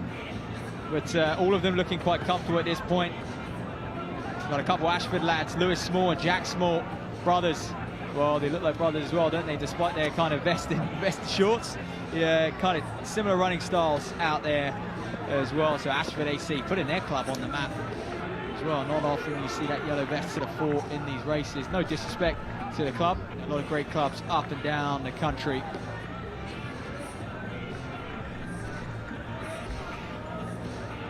So 6 men in. heading down on your course map. They're approaching that point G on the map. They're approaching that little copse of woods, and that'll be virtually a lap done by that point. The next time they come around to that copse is going to be about 200-300 meters from the finish line. So no change at the moment. And will we see, like we saw in the women's race, it's going to be that next twisty, hilly section, you know, round by points C and D on your course map. That's really going to test a few. That's where I think the race is going to split up. That's where it has done. It splits up all day long in just about every race we've seen. So Blevins, Hodgson and Jones, these three look the stronger. The two small twins just kind of hanging on the back there, doing what they can to stick with these guys and bridge the gap. But, yes, many of these men as well will be aware of that prize money. They too will be awarded £250 for the win here.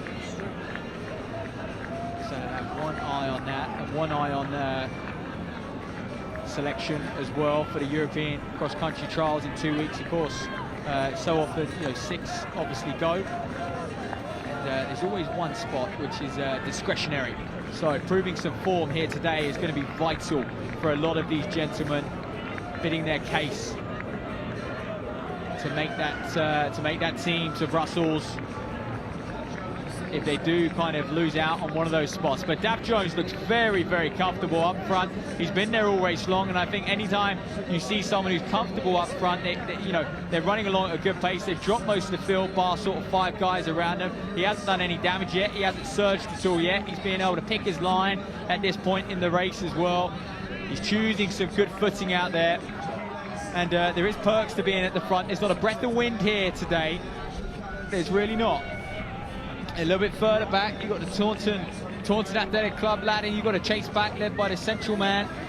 2 runners for Paul, Romel Ungram's in there, 2 Aldershot lads, Duckworth, the Gar as well, City of York man as well. A few lads from Wirral as well. So, moves a bit further back, so it's stringing out further down the field as they come by me and the gantry here at that start-finish area. But 5 men. What was pretty much 6 is now 5, and it looks like Jones is just starting to squeeze things a little bit now. Hodgson, where he's been all race long, tucking in behind. Blevins, we think of Gateshead, and the 2 small twins from Ashford AC are mixing it. They're getting amongst it with these lads. Can one family make the podium? And we see not just 2 lads from the same club, but 2 brothers on that podium today. That would be some achievement, that's for sure.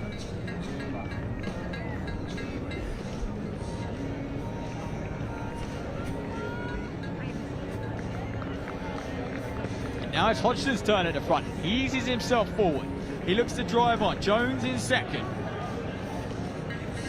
We're getting accustomed. We know who's who now in this race as we go into the final lap. 2 big laps, like I said. This is where I think it's going to separate. This is where we've got to look for the gaps. This is where we've got to see how people are negotiating the turns, how they're finding the course out there.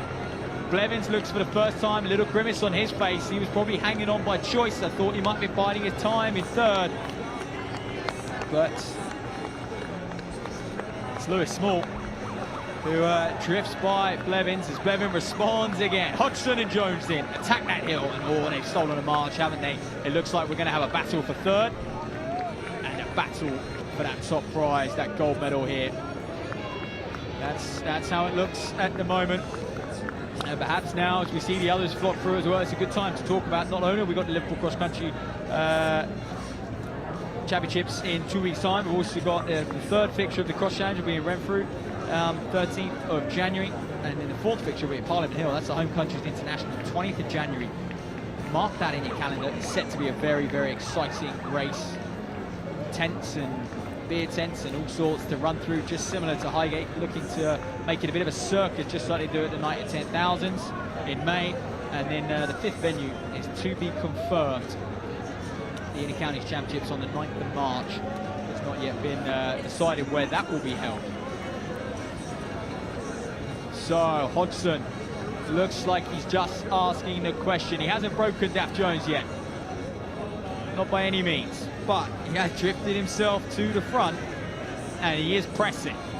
And it's now, Jones is going to have to ask himself, how bad do I want it? Can I hang on? Can you just get through this rough patch? This is a tough patch. If you're hurting at this stage, these little turns, these hills, if we can see how soft it is underfoot now, it's going to take a lot out of you. It's sapping. But if you can get through it and get onto that field, someone like Jones can hang on to Hodgson. No doubt about that. But this is a great run from Hodgson. As you can see, he's just enjoying accelerating off those turns. He leans into them. He almost lengthens his stride.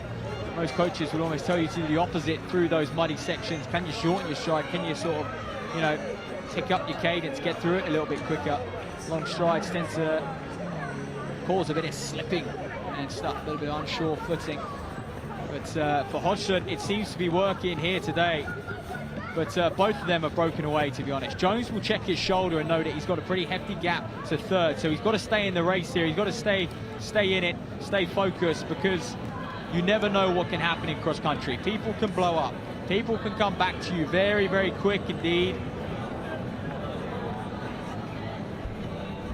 It looks like Blevins and Small.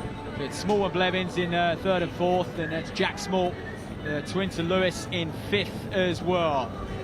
How are these gentlemen going to negotiate this log? One of the toughest sections of the course. Comfortable for Hodgson, comfortable for Jones as well, as they move on. And they'll head out to that long, open field. Not much crowd around there. You really have to kind of do battle with your own head on this next section of the course before you come back into crowd territory, if you like, where your friends and family may well be. Goodness me, Hodgson, he skips over that like it wasn't even there, and that gap to me is growing, and this well could be the finishing order. Hodgson back to Jones. There's Mel Ingram just gone through, pitch up around 3:45 for 1500. That seems to be the marker of a high caliber under 20 athlete, that 3:45 mark. If you're around there as an under 20, you're setting yourself up for a very good senior campaign, for a very good senior career. It also gives you the ability, you know, that sort of speed gives you the ability to really compete over the 5,000 meters at that age as well. You get a bit of strength in you. It's Abdi Hamoud choosing to step on the old log. Okay then, well, Sam Hodgson, he waited, he bided his time. I mean, he looked comfortable early. It was him and Dav Jones kind of side by side. Little slip from Hodgson. This is where he's got to be careful. This is where he's got to focus going into the last, you know, kilometre or so. On your map, they're around point F at the moment. You can see they're going to kind of switch back on themselves a little bit before they get to C, and then head down on what is pretty much the home straight. So Dav Jones needs to work at it as well.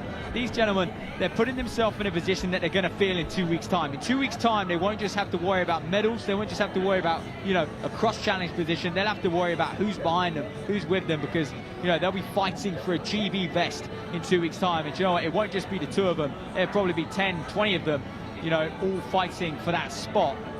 And this gap between Hodgson and Jones will probably be filled by 5, 6, 7, 8 lads, you know, all hungry for what could be, for many of them, their first GB vest. And the cross country offers that. It offers an opportunity to a lot of athletes, whereas, you know, on the track, there's what, 2 spots up for grabs at most competitions per event. But the cross country is a bit of a level up. But boy, is Hodgson looking very, very strong. He's clearly got it right today. He's clearly peaking at the right time. I mean, I remember his teammate, Tom Bridger, off studying at Tulsa University now, but he had a terrific cross-country season last year, did Bridger. And, you know, to give you a bit of context to Sam Hodgson here, very, very strong runner. He won the Southern Cross Country Championships last year, but his track times nowhere near the same level of Dav Jones in behind him. He's 8:23 over 3,000, and that was back in 2022, and 14:40 over 5,000 again back in 2022. So he clearly had a bit of a dip in form last year before really coming back with a vengeance this year, to be honest with you. But he does seem to enjoy the cross country more than the track, does Hodgson. 4th at those inter-county championships last year as well. That proves you don't get top 5, top 6. That's at the inter-counties without being a very, very established, accomplished cross-country runner. So Hodgson looks like he's going to take this one. He's approaching that copse of trees. He's got a healthy gap that he's developed over the course of this second lap. This time around, what, a lap ago, there was 6 of them. And now it's just Hodgson. Dav Jones gives chase. Blevins in 3rd, and that's one of the small twins. I believe it's Lewis Small in 4th. But a little check back for the man from Windsor, Slough and Eton. And this is going to be, you know, one of his first, you know, serious victories over the country. And as we know, the cross country, you know, not like a track race where you can kind of pick up those victories quite easily. You know, if you do a local track race, cross country is hard. You're up against, you know, several hundred lads, and you know, you don't win a cross country race easily. There's no such thing as that. Shireen Higgins doing a phenomenal job coaching this young man. He's going to go through this junior men's age group, we hope, and develop into a very successful senior on the mud, because boy, is he handling this course very, very well. Look out for him at Liverpool Cross Challenge in 2 weeks' time. Look out for that light blue and gold vest of Windsor, Slough and Eton.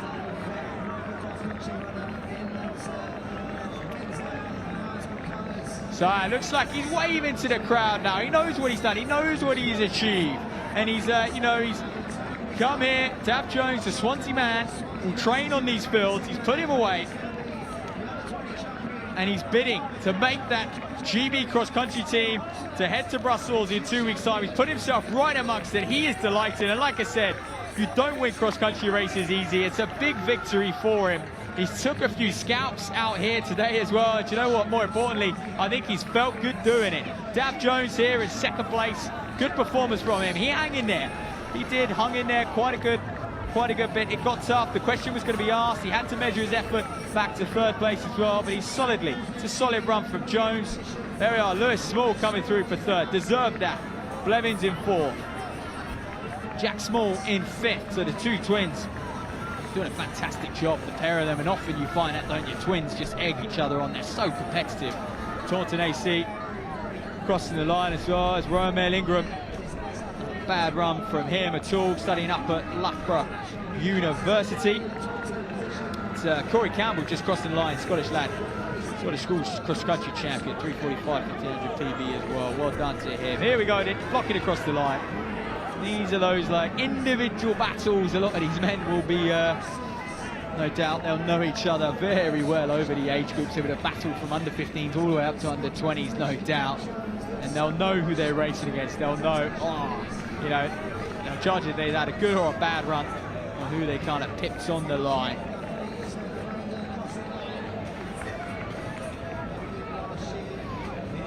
So they'll stream across for several more minutes. But at 2:55, in 5 minutes or so, the senior men, gold label, World Athletics Continental Tour, British Athletics Cross Challenge, the first in the series. And of course, the John H. Collins Gwent League is amongst it all as well. But they've got 3 big laps ahead of them. More on that to come. Let's enjoy watching these under 20 men stream across the line.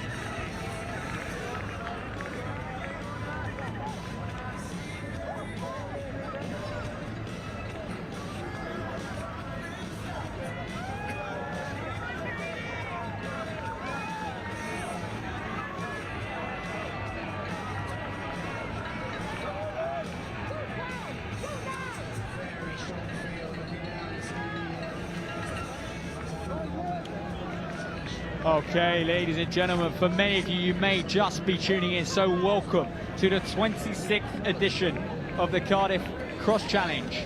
We're going to just pan down to the senior men, which are about to get going. It's not just the 2023 Cross Challenge, but it is also a World Athletics Gold Label Tour. We have some supreme international talent, as Mary is there, one to your right.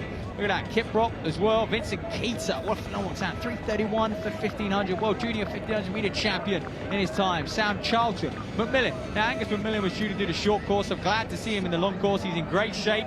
And perhaps, you know, after his Mansfield performance last year, he didn't need confirmation that he's good over the mud, over the shorter distances.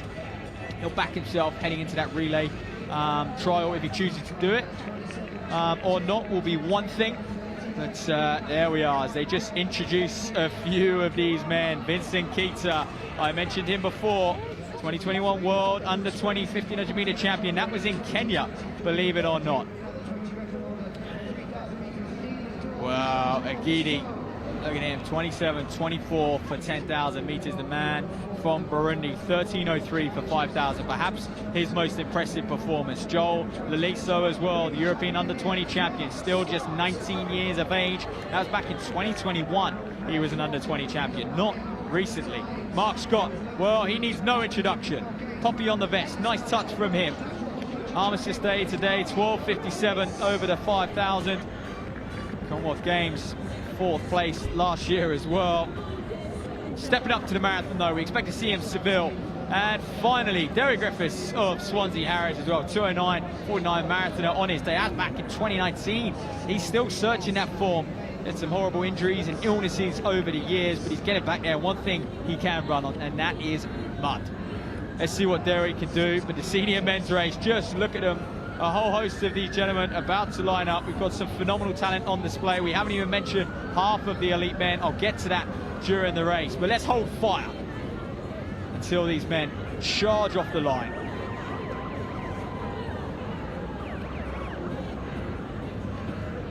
Oh, as they anxiously wait.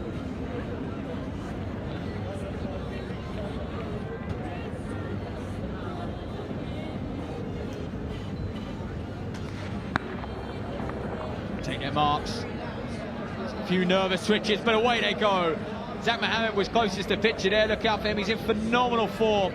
46-41 over 10 miles at a Great South Run just a few weeks ago, about 4 weeks ago now actually. Goodness me, time flies. But let's kickstart this winter campaign. Someone like Mohammed, he's an accomplished cross-country runner.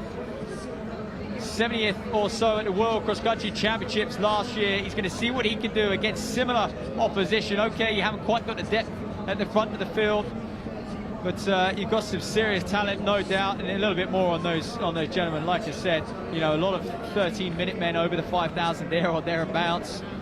Lalesso is, you know, a European Under-20 record holder over 3,000 meters indoors, 7:48. He was actually 23rd at the World Road Running Champs over 5,000 meters. So, and that was what, early October. So he's in good form. He's running okay. Perhaps not the Laliso we once saw in 2021.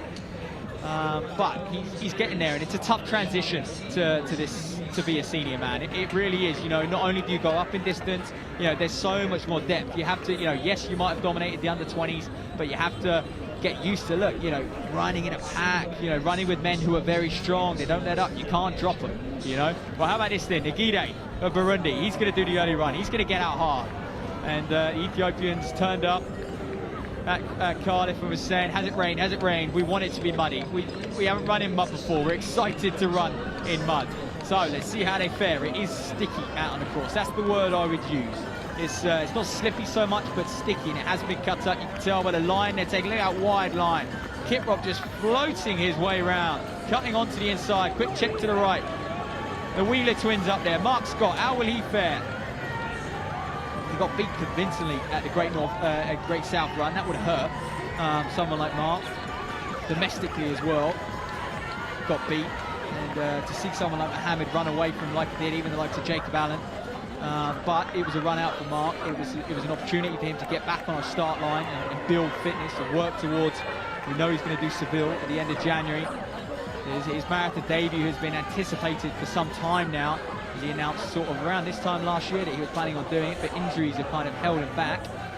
Of course, made the GB team for Euro Cross Countries last year, but couldn't toe the line at Europeans due to, I think, a calf injury at that time. But look, it puts into context, doesn't it? The speed these men operate at, are flying. You know, to the right of pitch, you can see him going down the other side, and then you're just flying off the top of that hill. Very muddy. Oh, he's seen a faller on that turn as well. No surprise there, given these conditions. Okay, Kiprop up at the front. Kenneth Kiprop is a 13-15 man from Uganda. Believe it or not, just 15th in the mile at Riga at the World Road Running Champs. Clearly not his distance.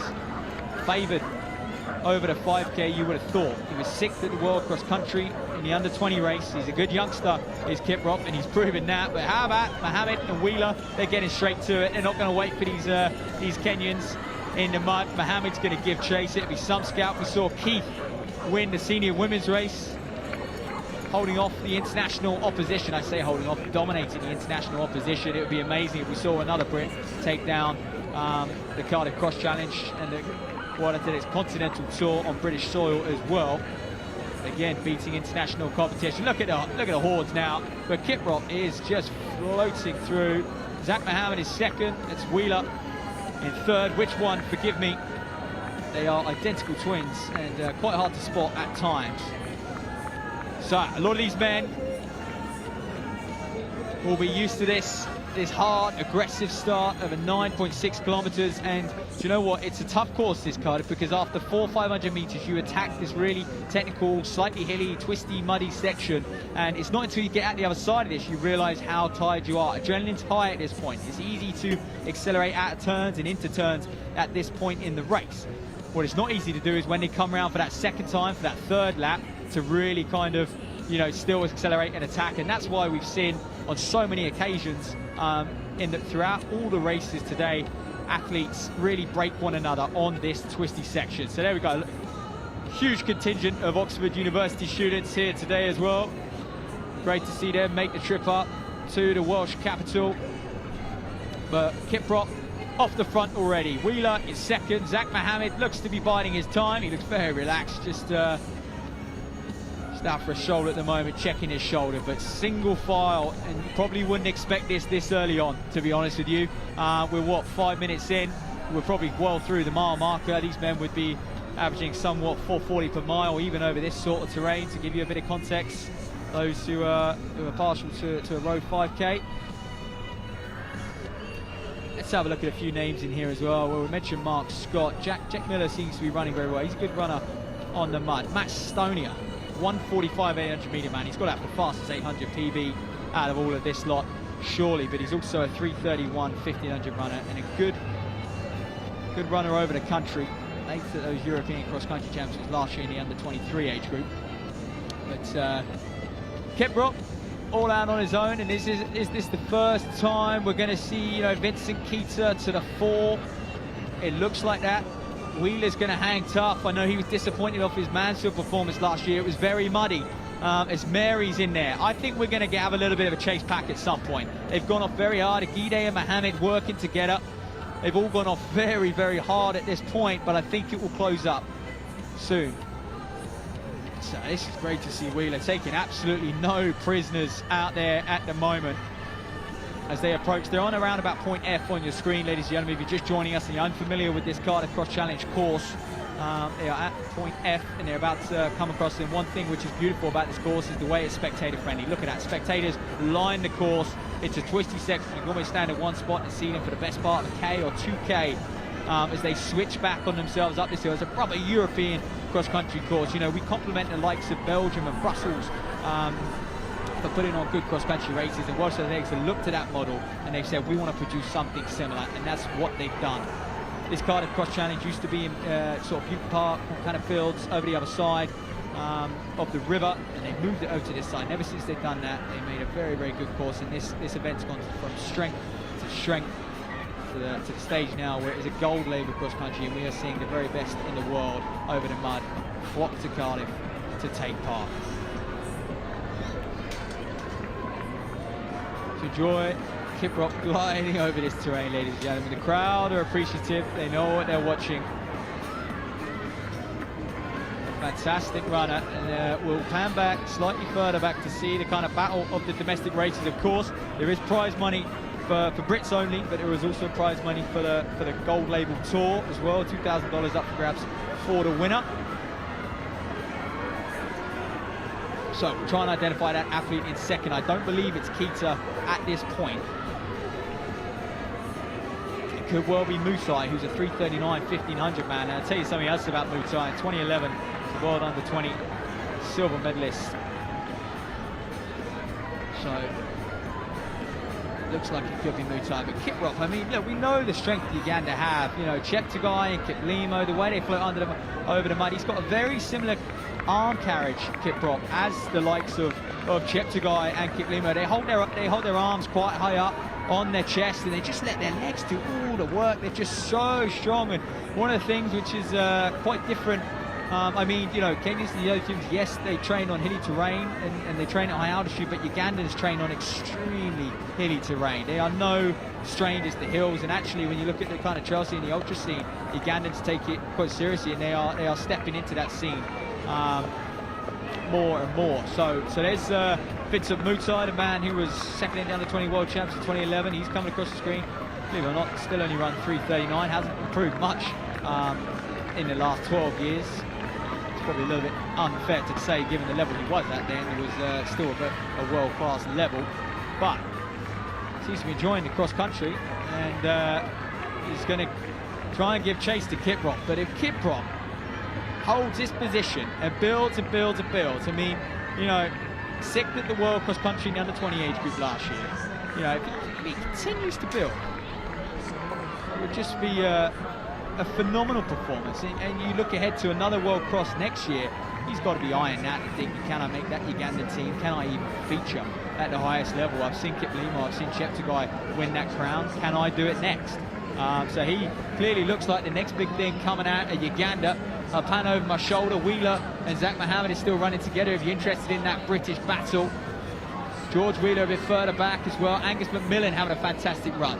Mark Scott, Stonia, Miller, Richard Slade, Lalesso, Ian Crowright, all in a chase back behind. Sam Charlton, Joe Morrow as well. Just shouting out some English names. Ben Bradley's in there, Tom Wood. Charlie from Oxford, good contingent of Oxford University students out on the course today. But it looks relentless, ladies and gentlemen. You really do get a feel for it when you're up close and personal with these athletes. They are running. It's just, there's no let up on the gas. For a lot of these men, they would have just done that 3-kilometre circuit, just over that 2-mile circuit, and they'll be very much near their maximum. And they're probably thinking to themselves, going around here, Christ alive, I've got to do that twice more. And one man who might not be thinking that, though, is Kiprop, as he looks very, very good. He looks in control at this moment, and he's familiarised himself with this course now.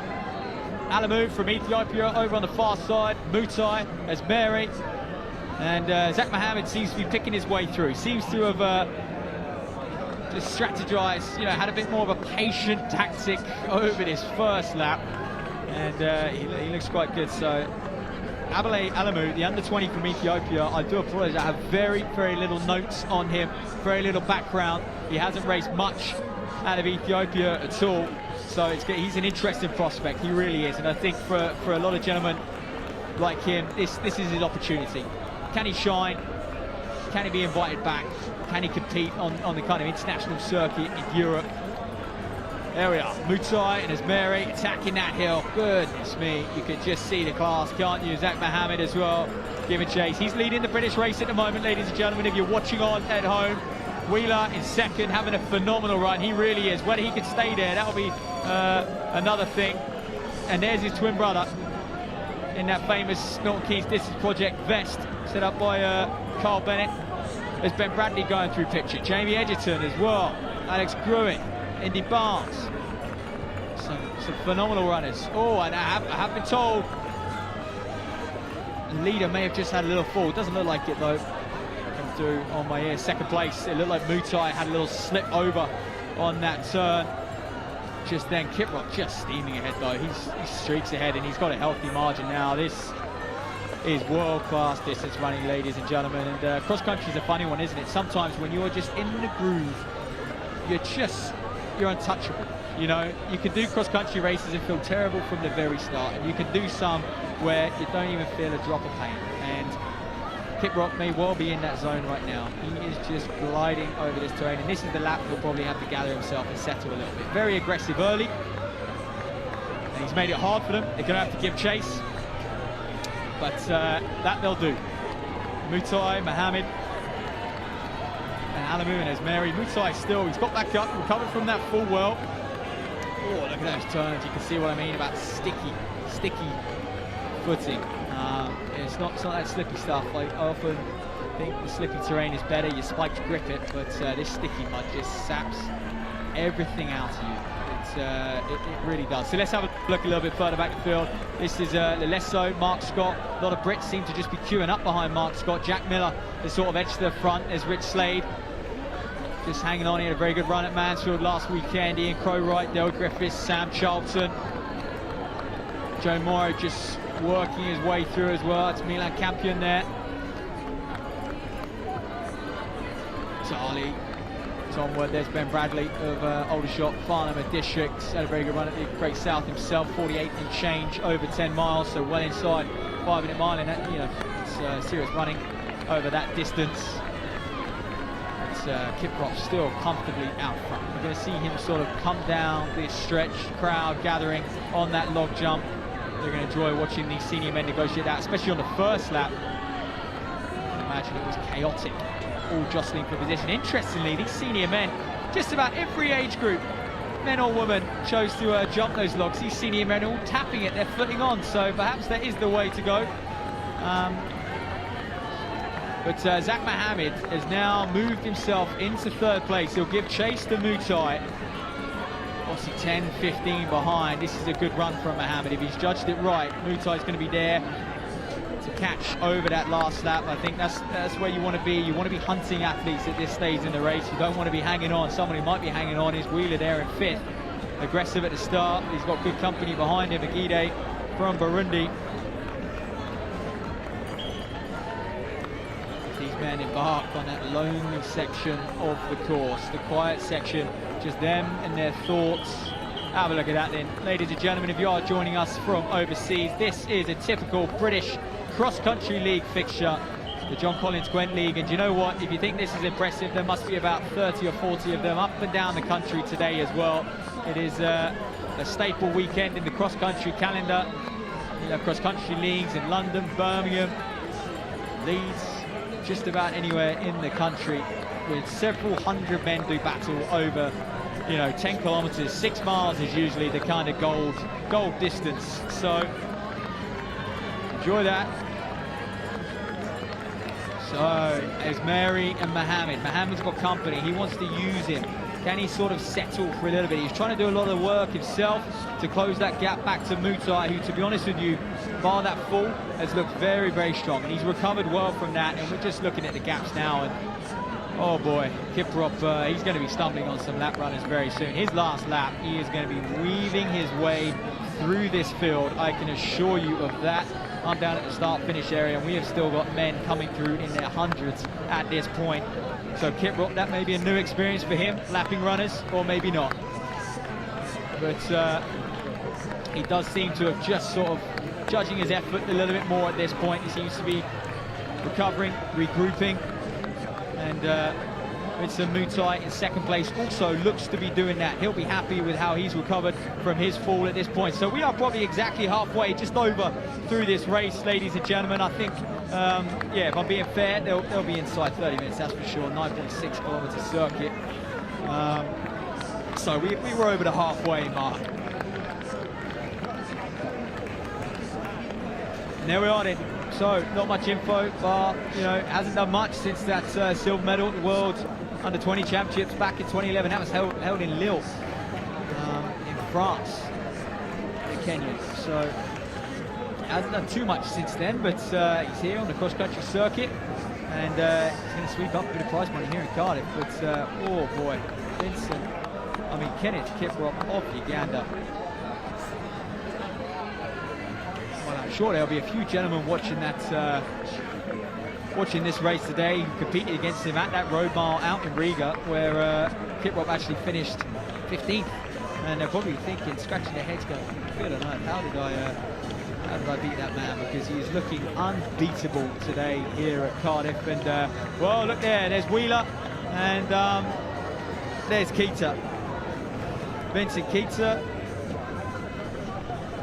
Wheeler are together. Keita a 3:31 1500 meter man, so Keita Wheeler will be growing in confidence, even the fact that he is in his presence. So they're going to come around well, for the third and final lap. Mutai's very close. Kiprop's closer as he leads the way. The gaps are big now, ladies and gentlemen. I mentioned Kiprop's going to weave his way through just about, well, several hundred lap runners. You'll be astonished the way he'll just cut through them over this last lap. And is that gap shortening? Back to Mutai. Is that gap shortening?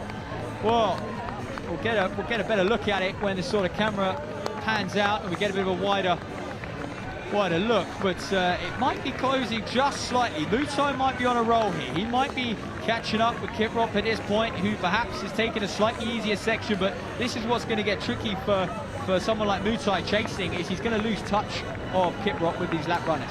He's not going to be able to quite see where he is clearly.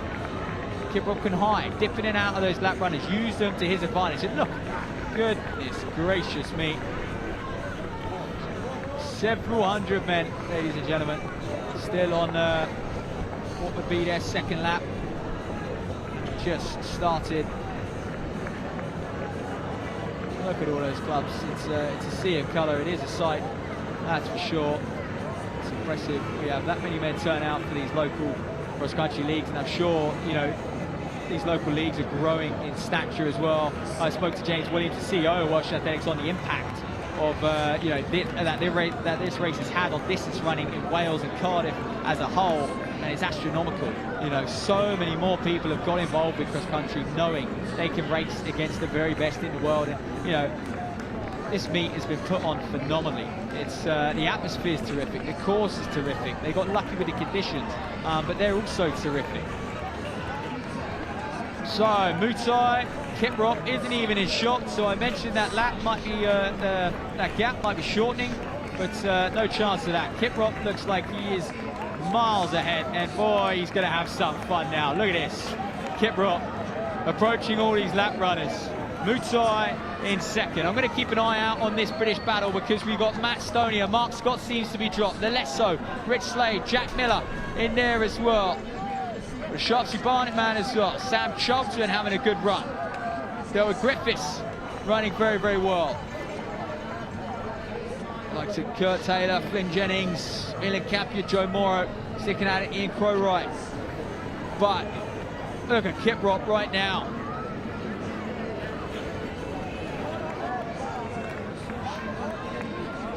Here he goes. He's going to attack this hill. How is he going to fare up this hill?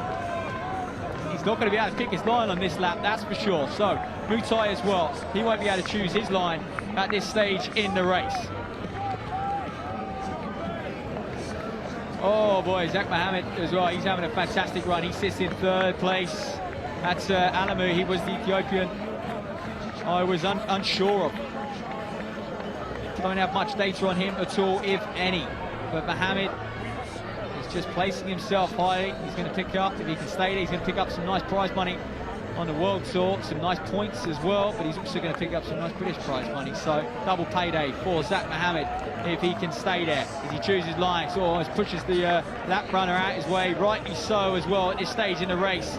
Every inch counts, and the last thing you want is to, you know, lose out on prize money and a medal and world ranking points because of a lap runner. But oh, look at Mutai, he's having trouble again on that turn, just like he did on the previous lap. It is awfully boggy out there now, slippy as well. These men have churned up this course, and this course would have got worse and worse every single lap. You know, just because of the sheer volume of men running around here at the moment. These gentlemen will have to acknowledge greatness as they part the seas to leave room for Kiprop. I'm sure they're checking their shoulder. I'm sure they're saying, here comes the leader, gents. Let's keep clear. Oh, it's a pleasure to watch. It really is. He's just gliding through, and it just puts into perspective, doesn't it, the level he's at. Here's Mutai almost hiding behind some of these lap runners, and this is what I said, you know, he's going to really struggle to gauge that gap to Kiprop now. Now that there's so many lap runners to go through, he's not really going to know where Kiprop is, but that gives you, you know, a bit of perspective. There is room to move here. You know, Kiprop over on the far side there. Keep an eye on him. So let's have a look. Where's third place? It is Alamu has overtook Zach Mohammed. Clearly hasn't enjoyed that technical section, no twists and turns, because he was leading going up that hill, and he's kind of dropped back, and that's a sizable gap now, and that's a gap that's opened very, very quickly indeed. I hope Zach Mohammed's okay. I hope there's nothing drastic that has happened.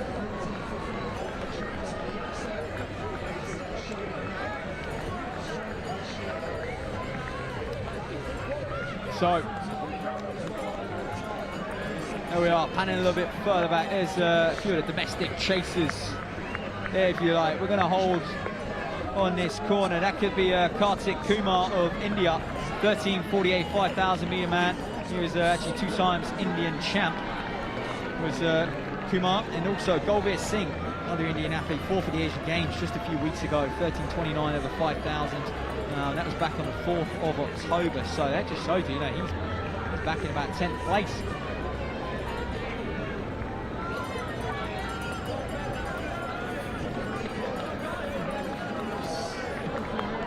So, Kenneth Kiprop, ladies and gentlemen, has dominated this race. He's been out front all along, and he is going to float around these lap runners on this section of the course. Where are we? Down at point E. He just looks supreme. The gap to Mutai has probably remained the same all race long. He opened it up on that first lap, and it stayed there. Is it closing? I keep asking myself that question. The camera angle plays tricks on me. 1 minute I think it's closing, 1 minute I don't. There you are. This provides us some pretty good context, some good images of how big that gap is, and he's not even in shot, Mutai. It's a couple of Oxford University lads battling it out. Teammates doing battle over this course. Having some great runs. They're placing pretty high up in what is a British Athletics Cross Challenge, some serious talent. There's the captain, Jared Martin, moving through as well. There's Miller. It's Vincent Mutai in. Oh, he's going to have some fun weaving his way through them, that's for sure. It's going to keep him on his toes. He's not going to be able to lose concentration at this stage in the race. So Mutai, probably referring to your map, is about point F. Kiprop will be heading round up to that twisty section. Oh, that gap, ladies and gentlemen. Kiprop, has he had a problem? Has anyone got in his way? Has he slipped over at all? Because that seems to have shrunk very, very quickly. In the last 200 meters, that gap's gone down to 50 or so. This has given me, you know, flashbacks to when Cheptegei blew up that time in Uganda at the World Cross Country Championships, and he had a big lead and it went to nothing. Ended up finishing, you know, in the 20s, 30s, struggled across the line. And has Kiprop judged his effort? Because Mutai has now closed right up, and this is going to be one hell of a battle, ladies and gentlemen. Has he just gone? We've got just over a kilometre to go at this stage in the race. Expect to see him 28 minutes race. Checking his watch, that's not going to help him. It might tell him how far he's got left, but look, he's done 2.5 laps already, and boy, this looks like it's it for Kiprop right now. It would be a miracle for him to respond when Mutai comes by, and Mutai is hungry. He's hunting him down. He's got that motivation. He's got the grip between his teeth. He's got something to chase, something to run for. Kiprop doesn't even know he's coming. He would have looked over his shoulder and just seen a sea of lap runners, and probably isn't aware how close Mutai is right now. So Kenneth Kiprop of Uganda. What can he do? Can he respond? Mutai, uptight like this, we know he's lurking. He's sitting there somewhere behind Kiprop. He'll be getting excited. Oh, and he's on him now. He's on him. 5 meters or so. This is going to be one fascinating last half a mile, last 600 meters. Mutai has timed his effort, judged his effort to perfection out here at the Cardiff Cross Challenge. He had a fall on lap 2. He didn't like one of the bends on lap 3 either, but he looks like he's going to go by. Oh, Kiprop responds. We have a race on our hands, ladies and gentlemen. It was Kiprop toying with Mutai. Uganda v Kenya at this point. Is Zach Mohammed in third, or is Alamu? I think Alamu is in third. I just saw him So, oh, and look at this, Kip Rob's responding. He is just toying with Mutai at this stage in the race because he's responded and he's just started to pick up the pace. It was almost like, you know what, I've had enough of pushing. I'm just going to rest for a little bit. And, you know, this is what these guys do. They, you know, they live off fartlegs. It's their bread and butter. It's a staple in their training program. He probably has no problem picking up the pace right now. He's probably picturing some of those fartleg runs he's done on the hills in Uganda at this stage in the race, but Mutai attacks off that bend. It's not done yet. It's not a sealed deal. Kip Rob did pick it up. He did raise his game, but Mutai's still there. He's not responding to the surges, but he gradually comes back. He gathers himself. The lap runners are clapping. They know what they're watching. They'll be a fan of the sport, just like you and me at home right now. It's Kenneth Kiprop, ladies and gentlemen, beat Vincent Mutai of Kenya. 1500 meter runner, v 5000 meter runner. These are two names that are establishing themselves as some of the best in the world. And are we going to see them perform? Kiprop, as he let Mutai by now. They're going to come down this straight. It's neck and neck. This is the race of the ages here in the Cardiff Cross Challenge and World Athletics Continental Gold Tour. And Kiprop is going to get the race he deserves and the victory he deserves, ladies and gentlemen. He's going to conquer Cardiff in the world's capital. Goodness me, what a sprint finish. And look, he led for so long. Mutai must have led for less than a second until Kiprop came steaming by. And wow, what a race we have enjoyed here. And that wraps up the Cardiff Cross Challenge. Stick around, of course. We've got some brilliant action further back. Here comes Alamu down the home straight, but this was the last, the 13th of 13 races of the day. 2,000 runners set to cross that finish line. Here comes Alamu from Ethiopia, still an under 20. Bright future he's got. Fantastic running. Zach Mohammed, he's going to win the British Athletics Cross Challenge. Race 1. Oh, we expect to see him well up there at the Liverpool Cross in 2 weeks. He's beaten some big names here today that might feature in that race as well. He's comfortably, convincingly beat them. Look at this thing. The Wheeler brothers, neck and neck, getting right amongst the international talent as well. Who's going to win out of these? George v. Charlie. Oh, Charlie's going to take it. Oh boy, it looked like George might have led him there. Macmillan, he's coming off a great cross-country start to his campaign. Good start to his campaign, I do apologise. Oh, the excitement, people, waving over him. Mastonia, can he hold him off into the finish? He's going to hold off Vincent Keitzer at 3:31, 1500 metres. So two 3:31, 1500 metre men come across the line near enough, neck and neck. That's good from Stonia. He comes second in the British Athletics Cross Challenge Series. Lelesso there, Mark Scott, and look at this run from Rich Slade from Chiltern Harriers. He's right amongst some of the best in the country. Mark Scott to come across the line. Rich Slade there. Oh, that's top 6, top 7. Jack Miller as well. These are the very best domestic athletes in the country, ladies and gentlemen. Phil Norman, Olympian over the steeplechase. Great running from him. He's going to take a bit of confidence in that going into his winter campaign. All these track runners, they've got, what, 6-7 months of mileage to get in their legs before the track season comes around. Kurt Taylor, oh, what a veteran over the cross country.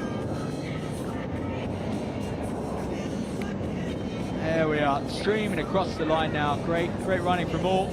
There's a few internationals still coming across. Derry Griffiths, there's Joe Morrow. Can he get Derry Griffiths on the line?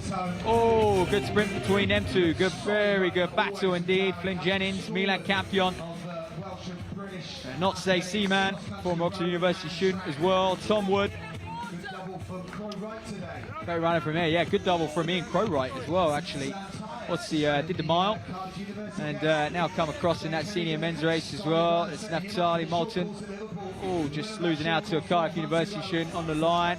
James Hennigan, well, GB athlete in the mixed relay team last year. Won the short course, the mile. Alex Gruen, Indy Barnes. Just Alex Mill Ingram as well, Radley. Oh, they're all streaming across the line.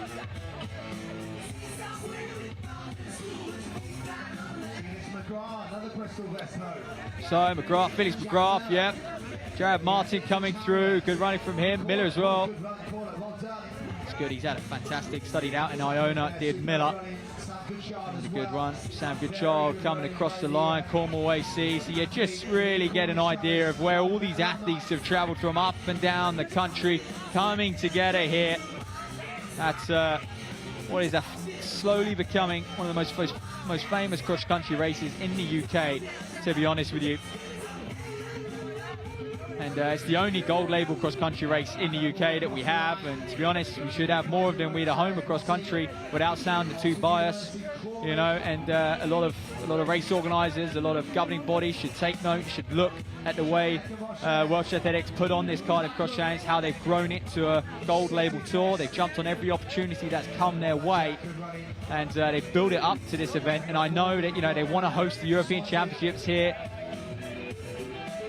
That 5th fixture of the Cross Challenge is still undecided. They want to host that as well. So there's Ben Reynolds in, coming across the line. Good run from him. Sam Tyas as well. Reynolds went in the mile earlier today. There's Matt Fuller, Hampshire Harry, Oxford University student. Cracking job. There's Matt Rees, Welsh runner. Shout out to him. Jabbers, Oxford student as well. Looks like he had a tough time out there, Heath McColgan, so Welsh City Harriers.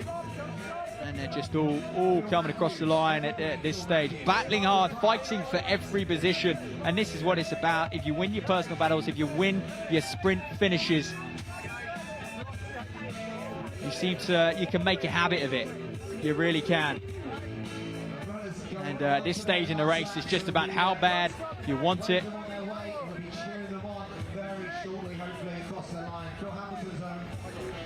Good running from all these gentlemen. Enjoy it. Soak it up out there. So if you're at home, I hope you have enjoyed your coverage of the Cross Challenge and this World Cross Country Tour today. I've been your commentator, Matt Seton. I'm going to stick around for a little while, let all these lot come across the line. But if you missed anything, go back, watch it. You can rewind on the stream. You know the drill. We're all familiar with YouTube these days. But yes, credit to all the sponsors involved. Sportshoes.com, they put on those mile events. It's fantastic mile events. They sponsored a few athletes going into it as well. Of course, British Athletics and Nike, their sponsor, Welsh Athletics, and everything they do for the sport. These home nations really are, to be honest, leading the way in kind of looking to grow and develop the sport, which does take a while. Change does take a while. It doesn't happen overnight.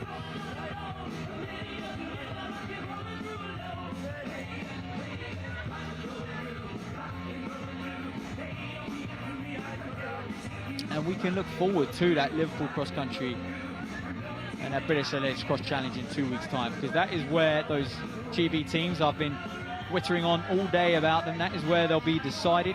It's usually first 5 past the post, and then at one spot, that 6th spot is a discretionary spot, and they will have the trial, the 1 mile trial for the relay as well.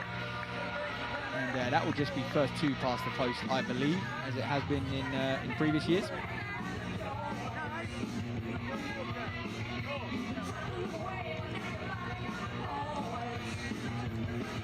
But boy, the crowd sticking around here, enjoying, cheering on, friends and family cheering everyone on.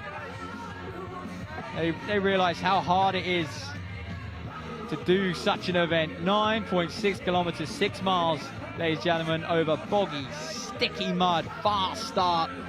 And for a lot of these men, they would have gone off very, very quick indeed. You compare it to their average pace. It's hard to really judge your effort for a lot of these men when you've got, you know, people like Kiprop off the front dropping a 4:30, 4:40 first mile. It makes things difficult to you know, to go off at your own pace. You tend to just hang on, and a lot of these blokes who have just hung on for the last 6 miles. And here comes big Aaron Pritchard repping that Royal Air Force vest, the RAF vest. Look at him go. Oh, he's very happy with himself. Stopping to watch across the line. Former Cardiff Met student as well. He's done this race many, many times. Team Bath AC. Pritchard, great character of the sport. And he's enjoyed himself out there, I think. Maybe a little bit too much. Here we are then. Look at some of these sprint finishes coming in a little bit further down. Oh, it's some big battles going on.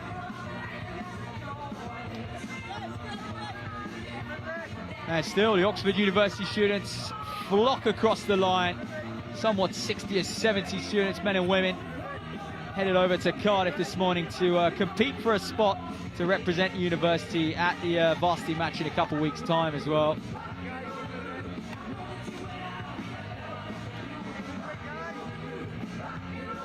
It's a great event for them, and I hope a few other universities take note as well, because we know university sport is massive in this country, but there's not that many opportunities for university students to actually do, put the uni vest on and race cross country. We have the Bucks cross country, and that's about it when it comes to university races. So they could maybe, a few more attach themselves to these cross challenge races and really send some big teams. I'm sure that would make university sport a little bit more exciting as well. But some great finishes we can continue to enjoy, and you know what, these men are going to be coming across this line for several more minutes now. I'm looking over my shoulder. I believe the last couple of athletes have actually set off for their final lap, their third and final lap. We ask our medalists for the senior men to make their way to presentation. That's the top 3 overall, and our top 3 British finishers as well. We're going to do your presentation in a few minutes' time. So that's Kenneth Kickrock, Vincent Mutai, Abeli Bakeli Alemu, Takira Mohammed, George and Charles Wheeler.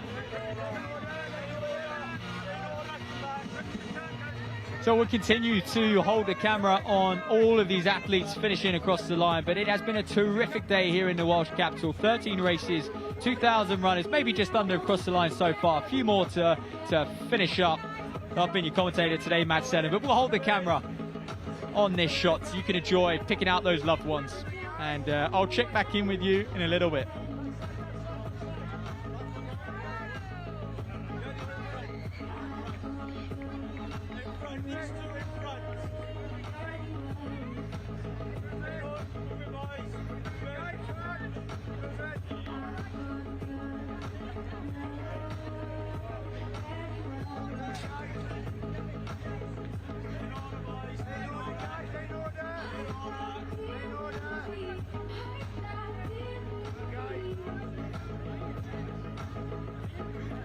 So again, a massive thank you to our team of volunteers and officials who are still marshalling the course, and they're going to be taking the course down for many, many hours. So so many people behind the scenes, obviously those Harden crew at Welsh Athletics and all of their volunteers and marshals. Also, big thank you, obviously having British Athletics on board, but so many unsung heroes.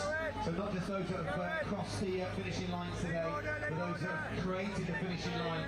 It would not be possible without them. So big thank you. We put our hands together for our teams of officials and volunteers, as well as those that are part of the clubs, getting the juniors out here, the seniors out here, the messages, the organisation, the entry of teams. It's such a brilliant and vital role of our sport. So many volunteers that create our clubs and keep our clubs running. So again, massive thank you. All those school teachers as well, all playing their part in getting the runners to the start line today.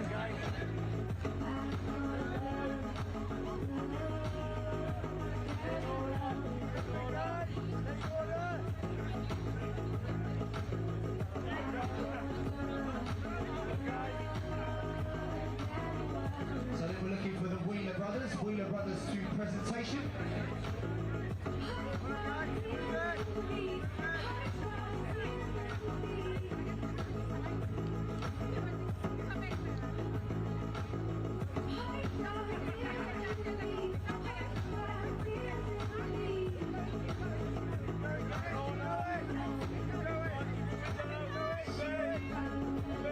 So the winning time today, 28 minutes and 32 seconds for 9,600 metres.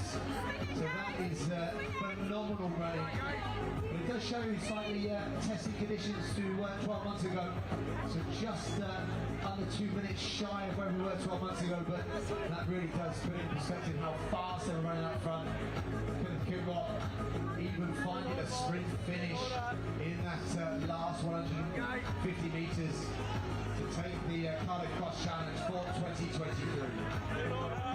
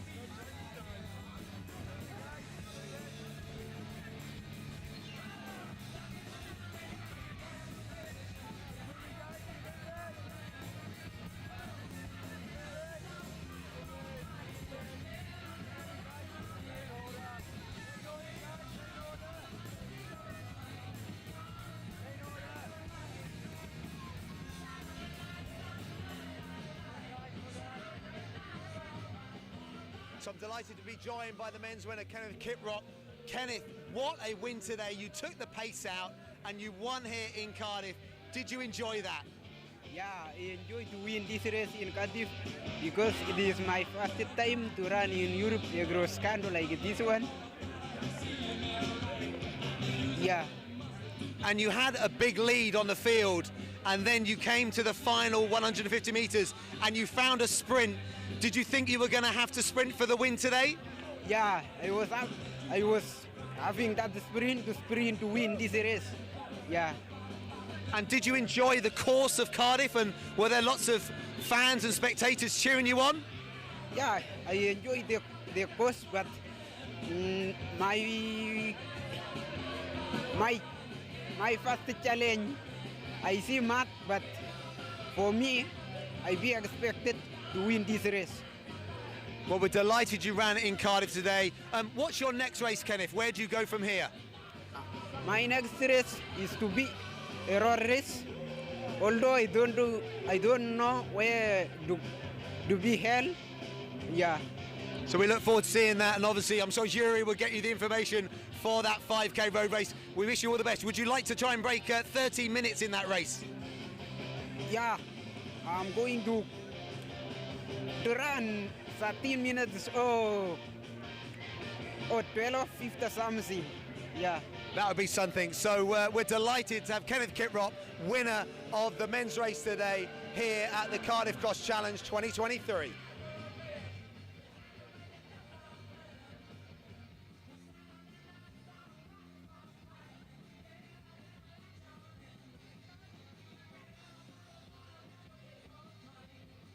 so we're ready for presentation. So if you can have a Bailey, Vincent and Kenneth behind the podium, please.